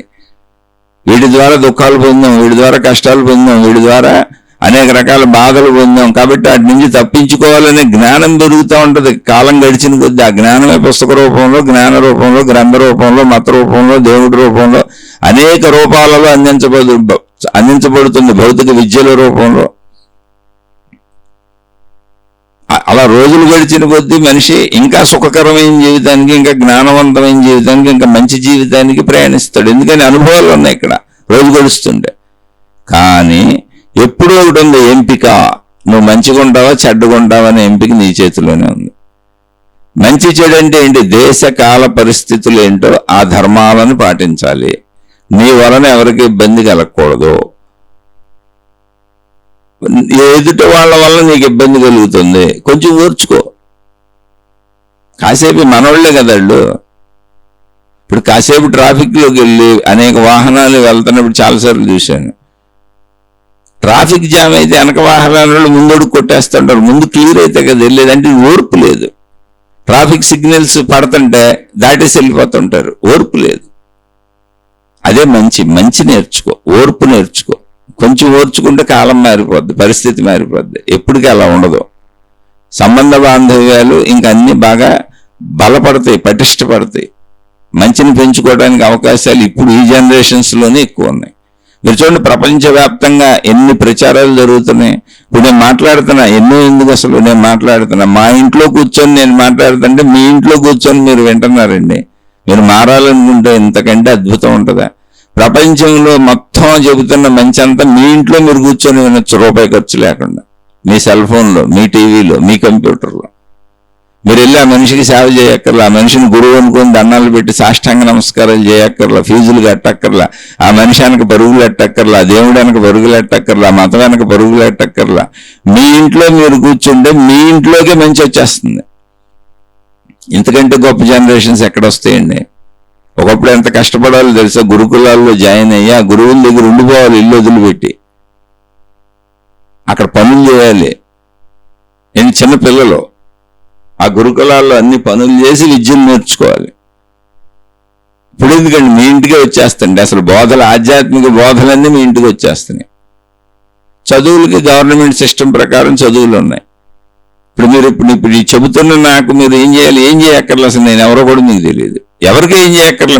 మీరు కావాలని గురువుల్ని తగిలించుకొని, మతాలను తగిలించుకొని, దేవుణ్ణి తగిలించుకుంటే అది మీకున్నటువంటి అలవాటు తప్ప అంటే మీరు మారకుండా దాన్ని తగిలించుకుంటున్నారు. తగిలించుకొని నేను అది పొందేశాను, నేను అది అయిపోయాను అనుకుంటున్నారు. కాదు, అసలు అక్కడ అవటానికి ఏం లేదు. మతంలో అవటానికి ఏం లేదు, మతం పేరుంది అంతే. అవటానికి ఏముంటుంది అక్కడ? దేవుడు అవటానికి అసలు ఉన్న దేవుడు దేవతలే మనకు కనపడలేదు. మన భావనాత్మకత, మనం కట్టుకున్న ప్రార్థనాలయాల్లో మనం పెట్టుకున్న మూర్తులు, ఫోటోలు, మనం ఏర్పరుచుకున్న భావన, అక్కడ ఎవరున్నారు? నువ్వు దేవుడు దేవత అవటానికి. నువ్వెప్పుడు మంచిగా బ్రతకడానికి అవసరమైన ఏర్పాట్లు అంతే. ఆధ్యాత్మికత వ్యక్తిగతము. అటు సౌకర్యం ఇప్పుడు చాలా బాగుంది. చక్కగా పుస్తకాలు కొనుక్కొని చదివేసుకోవచ్చు, ఇలా యూట్యూబ్లో వినొచ్చు, కంప్యూటర్లో వినొచ్చు, మన ఇంట్లో కూర్చొని మనం వినొచ్చు. అసలు ఎవరి దగ్గరికి పరిగెత్తక్కర్లో. ఒకళ్ళది కాదు, ప్రపంచవ్యాప్తంగా చెబుతున్న అందరిది వినొచ్చు. ఇదివరకైతే ఒకళ్ళదే వినాలి. ప్రపంచంలో గురువులందరి దగ్గరికి వెళ్ళాలంటే వాళ్ళు అసలు ఆయువే సరిపోదు. ఇప్పుడేంటి, ఎక్కడ ఏ మంచి చెప్పినా నువ్వు వినొచ్చు, నిన్ను అడ్డగించేవాడు లేదు. ఆ మంచి నువ్వు నేర్చుకోవచ్చు, నువ్వు ఆచరించుకోవచ్చు. అందుకే సర్వత్రా ఉన్న మంచిని గ్రహించండి. దాంట్లో నీకు ఏది మంచి అది ఆచరించుకో. అన్నీ మనకు అవసరం కూడా ఉండదు. ఇప్పుడు యేసుక్రీస్తు గారి స్టోరీ చదివాం అనుకుందాం, మన సెలవు ఎవరేస్తారు? మనకెందుకని నష్టాలు కష్టాలు జరుగుతాయి? ఆ రోజులు అది ప్రపంచం అలా ఉంది అప్పుడు. అయితే అందులోంచి మనం నేర్చుకోవాల్సింది ఏంటి? అన్ని ఇబ్బందులు పెట్టినా, అన్ని బాధలు పెట్టినా, అన్ని కష్టాలు పెట్టినా అంతెత్తులో ఆయన ఎవరిని శపించలేదు. ఆయన ఎవరిని అంటే నోటితో కూడా ఎవరిని దూషించలేదు, శపించలేదు. తన ఈర్ష్యను, తన అసూయను, తన బాధను లేదా ఏదో ఒకటి వెలగక్కలేదు.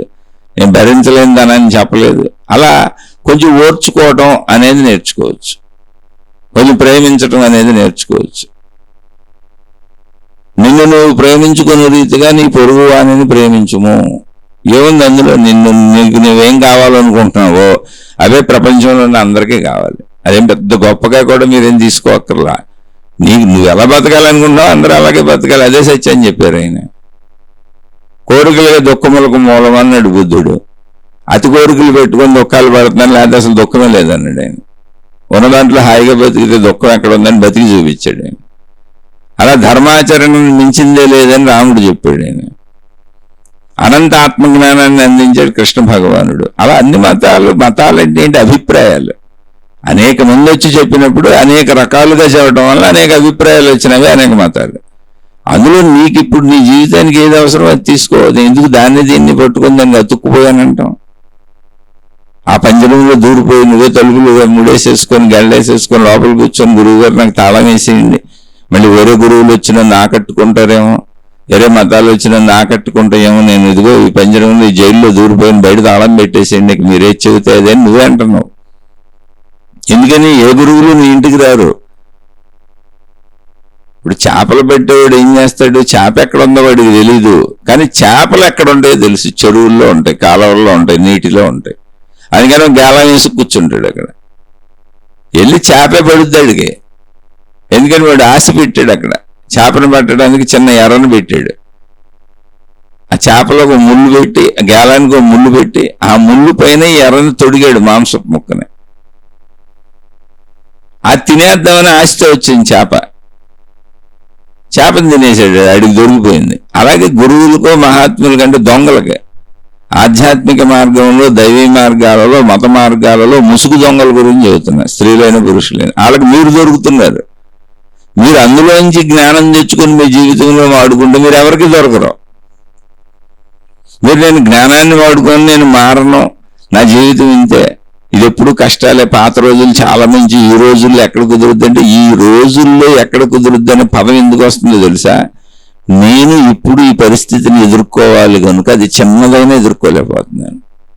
రావణాసురుడు లాంటి ఒకడు నా భార్యను ఎత్తుకుపోతే అనే భావనలో పాపం ఆయన ఎంత మదన పడ్డారు. ఆ భార్య మీద ఎంత ప్రేమ అంటే ఆవిడ చనిపోయిందేమో, ఎవరైనా చంపేశారేమన్న భావనలో తన ఆత్మహత్య చేసుకుందాం అనుకున్నారు.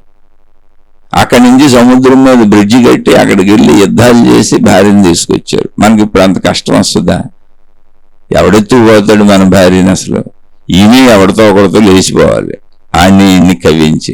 అలా వెళ్ళిపోయింది అనుకో, మనకు దరిద్రం వదిలిపోయింది. ఆడనక ఈడనక చూసే పెళ్ళం మనకెందుకు, దాని వెనక దీని వెనక పడే మొగుడు మనకెందుకు? అసలు అన్ని బాధలు మనకి ఎందుకు వస్తాయి? కానీ చిన్న బాధ కూడా ఏదో భర్త ఒక మాట అన్నాడు లేదా భార్య ఎదురు చెప్పింది, ఇప్పుడు నేను అది భరించాలిగా, భరించలేను. అది ప్రాబ్లం నాకు. అదే రామాయణంలో రావణాసురుడు ఎత్తుకుపోయింది రాముడు భార్యనిగా, నాకు కాదుగా ప్రాబ్లం. యుద్ధం ఏం చేయక్కర్లేదుగా. అందుకని కథ నేసి ఆహా ఊహనే ఇంటికి వెళ్ళిపోతాను. అందులో 1% కూడా నేను ఆచరించలేను. కానీ ఇవన్నీ చెప్పబడుతుంది నువ్వు ఆచరించడానికి. మనం రోజు ఈ శీర్షికలు చెప్పుకునేది కూడా ఆచరించడానికి. నన్ను నేనే బోల్సార్లు తిట్టుకుంటాను, నువ్వు చెప్పుకుంటున్న ఆచరించడం నేర్చుకొని నేను ట్రై చేసుకుంటున్నా. 100కి 100 పాళ్ళు ఆచరించుకునే ప్రయత్నం చేస్తున్నా. అయినా కుటుంబం ఉంది. నేను చెప్పింది మా అబ్బాయికి నచ్చదు, నేను చెప్పింది మా అమ్మాయికి నచ్చదు, నేను చెప్పింది మా ఆవిడికి నచ్చదు, వాళ్ళు చెప్పింది నాకు నచ్చవు, వస్తుంది ఘర్షణ. మౌనంగా ఉంటాను. అలా అసలు నాకు నా కుటుంబ సభ్యులతోనే ఘర్షణ వచ్చింది. నా 51వ సంవత్సరం వరకు నా జీవితం అద్భుతంగా నడిచింది. విపరీతమైన ధన సంపదలు ఉన్నాయి. నా చుట్టూ ఎప్పుడూ 100 మంది మనుషులు ఉండేవాళ్ళు. విపరీతమైన మనుషులు, ఆర్థిక బలం ఉంది, అంగ బలం ఉంది, అసలు ఏందే లేదు. మీకు చెప్పాలంటే ఒక చిన్న రాజు లాంటి జీవితం. అటువంటి జీవితాన్ని కుటుంబ సభ్యులతో చిన్న చిన్న ఇబ్బందులు వచ్చినాయి. సరే ఇదిగో మీ డబ్బులు మీ అన్ని కుటుంబానికి సంబంధించినటువంటి వ్యాపారాలు వాళ్ళకి ఇచ్చేసాను, మౌనంగా ఉన్నాను. ఇప్పుడు ఆర్థిక స్థితి లేదు, నా కుటుంబం ఉంది, ఏదో అప్పుడు దాచుకున్న డబ్బులు కట్టుకున్న ఇల్లు ఉన్నాయి. అలా తగ్గించుకొని నేను తగ్గించుకొని అందులోనే బతుకుతున్నాను. నేను తగ్గించుకోవడం వల్ల నా కుటుంబ సభ్యులు కూడా తగ్గిపోయారు. వాళ్ళకు కూడా లోటుపాట్లే ఉన్నాయన్నీ. అయినా బ్రతకటం అలవాటు చేసుకుంటున్నా, వాళ్ళకి అలవాటు చేస్తున్నా, మరి తప్పదు. అందుకే జీవితకాలం మౌనం పెట్టుకున్నా. యుద్ధాలు మనకెందుకని, యుద్ధాలు ఒకరితో మనకెందుకు అసలు? వాళ్ళు ఎవరైనా సరే, ఇప్పుడు రాముడికి హక్కున్న రాజ్యాన్నే కదా, రాముడికి హక్కు ఉంది ఆ రాజ్యానికి, ఎవరోజు ఆయనకి హక్కున్న ఆయన సంపదనే ఆయన రాజ్యాన్నే కదా తన సవత్తల్లి అడిగింది. నాదని పోరాటం చేయలే ఆయన. ఎందుకని? కుటుంబంలో కలహాలు ఎందుకు? ఇప్పుడు ఆవిడ అడిగింది అనుకో, మళ్ళీ తండ్రికి బాధ, మళ్ళీ ఆ తండ్రితో మిగిలిన తల్లులకు బాధ, మళ్ళీ ఆయన రాజు, ప్రజలకు బాధ.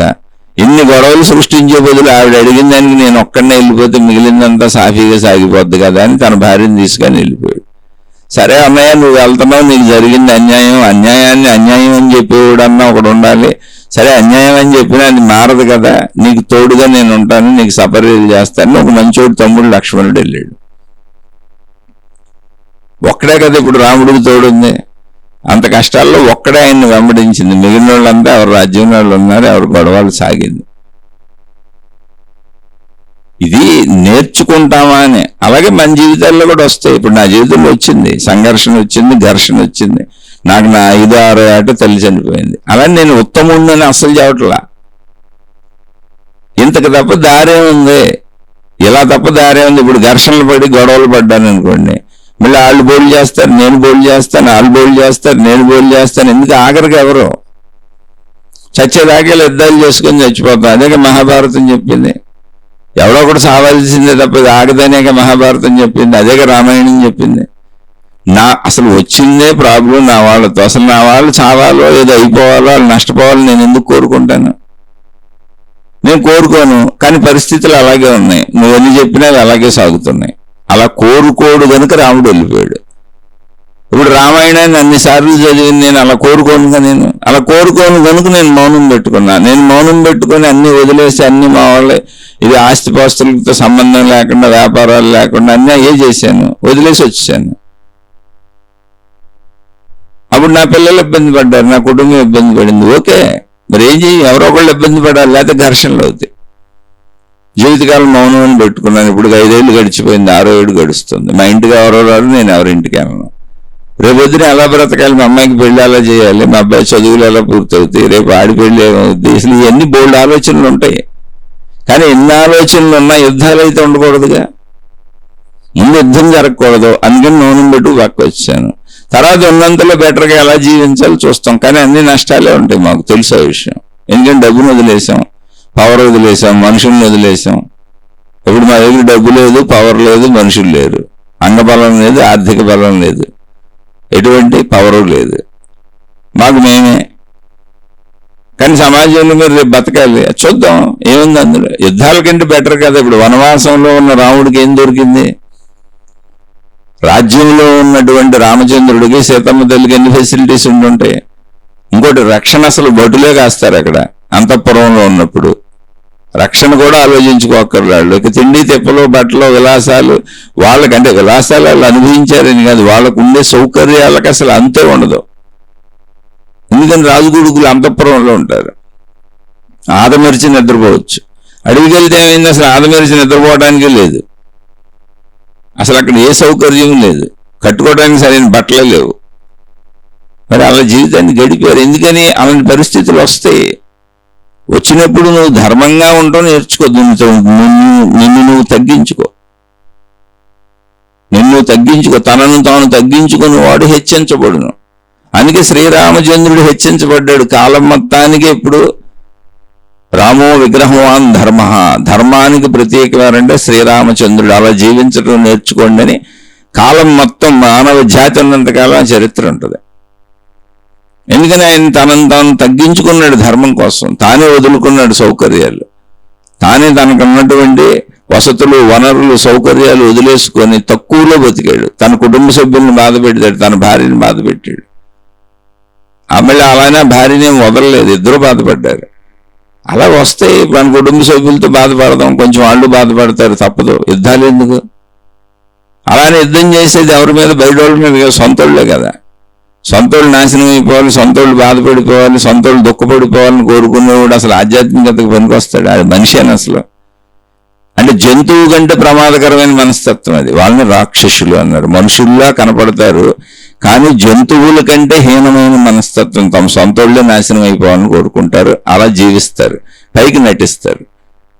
అలా మనం జీవించకూడదుగా. అందుకే ఈ శీర్షికలు చెప్పుకుంటుంది. అది నా జీవితంలోనే జరిగినాయి ఆ సంఘటనలన్నీ. ఇప్పుడు నేను అలాగే జీవిస్తున్నా. ఇప్పుడు నిజం చెబితే నా జీవితం వనవాస జీవితం ఏమీ లేదు నా దగ్గర. అలా నేను నిత్యానందంగా ఉన్నా. ఏం కావాలి? తినడానికి తిండి చాలు. ఇంత తింటే ఏమవుద్ది? చాలు.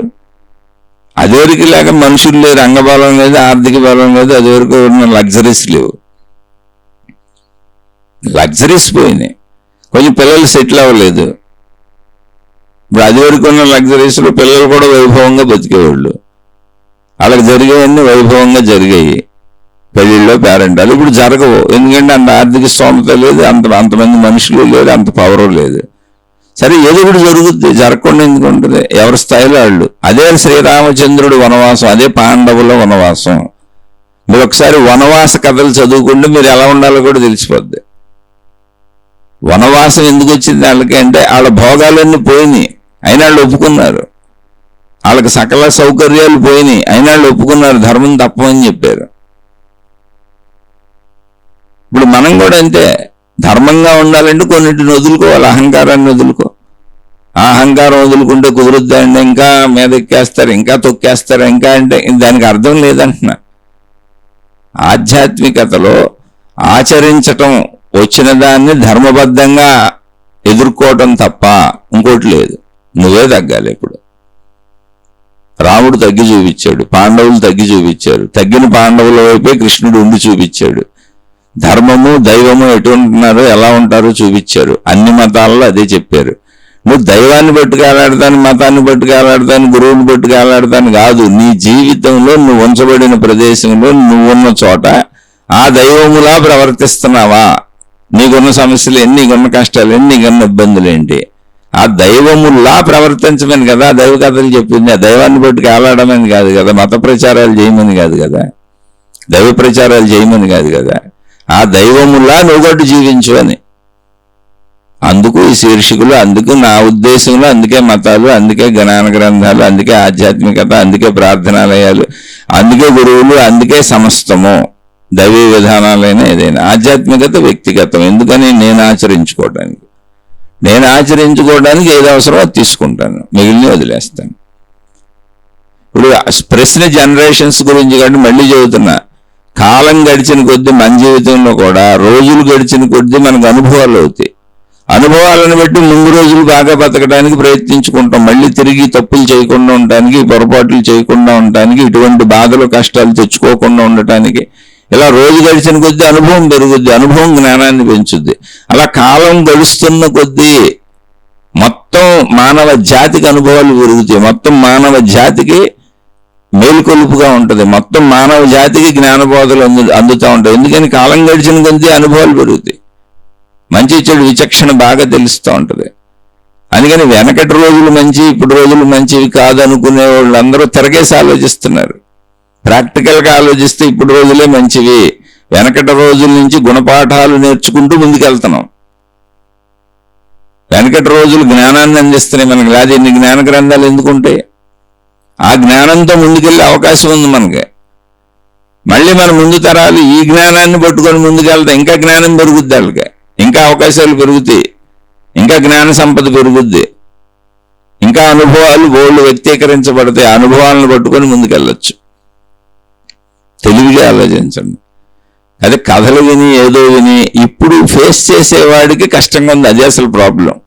ఇప్పుడు నా అహంకారం నేను ఫేస్ చేయాలి కాబట్టి, నేను అనుభవించాలి కాబట్టి, నేను ఓర్చుకోవాలి కాబట్టి, నేను నేర్చుకోవాలి కాబట్టి, నేను తగ్గించుకోవాలి కాబట్టి నా వల్ల కాదు. కావాలంటే రాముడిని దేవుడిగా పూజిస్తా, యేసుక్రీస్తుని దేవుడిగా పూజిస్తా, దేవుళ్ళందరినీ దేవతలందరినీ దేవుడిగా పూజిస్తా, కానీ నేను మాత్రం మంచిగా ఉండలేను, నన్ను నేను తగ్గించుకోలేను, నా అహంకారాన్ని తగ్గించుకోలేను. అది ప్రాబ్లం. ఆ ప్రాబ్లంతో జనరేషన్స్ మీద చెబుతున్నాం వెళ్ళి కాదు. జనరేషన్స్ ముందుకెళ్ళిన కొద్దీ ఇంకా జ్ఞానం పెరుగుతుంది, ఇంకా అనుభవాలు పెరుగుతున్నాయి, తప్పొప్పుల విచక్షణ పెరుగుతుంది, అన్నీ పెరుగుతూ ఇప్పుడు ఎలా జీవించాలనే దానికి అవకాశాలు ఎక్కువ పెరుగుతున్నాయి. తప్పులు చేయకుండా ఎలా మంచి చేస్తే ఎలా మంచిగా ఎలా బ్రతకాలనే దానికి గ్రంథాలు ఇంకా ఎక్కువ పెరుగుతున్నాయి, జ్ఞానబోధలు ఇంకా ఎక్కువ పెరుగుతున్నాయి. ఎందుకని అనుభవాలు ఎక్కువ పెరుగుతున్నాయి కనుక. కాబట్టి ముందుకెళ్ళే మానవ జాతి ఇంకా బాగుంటుంది. ఇప్పుడున్న మానవ జాతి వెనకటి దానికంటే చాలా బాగుంది. ఈ సత్యం మీకు అర్థమైతే మీరు తప్పకుండా మారిపోతారు.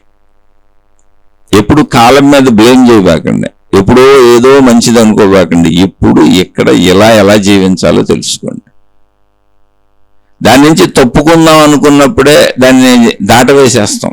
అంటే ఇప్పుడు ప్రస్తుతం నేను మారలేను, కానీ నేను వింటాను, ఆధ్యాత్మికత వింటాను, తెలుసు అంటాను, అందరికీ చెబుతాను. నాలా వాచా వేదాంతం నేను చెబుతాను, ఆచరిస్తానో లేదో మీకు తెలియదు కదా.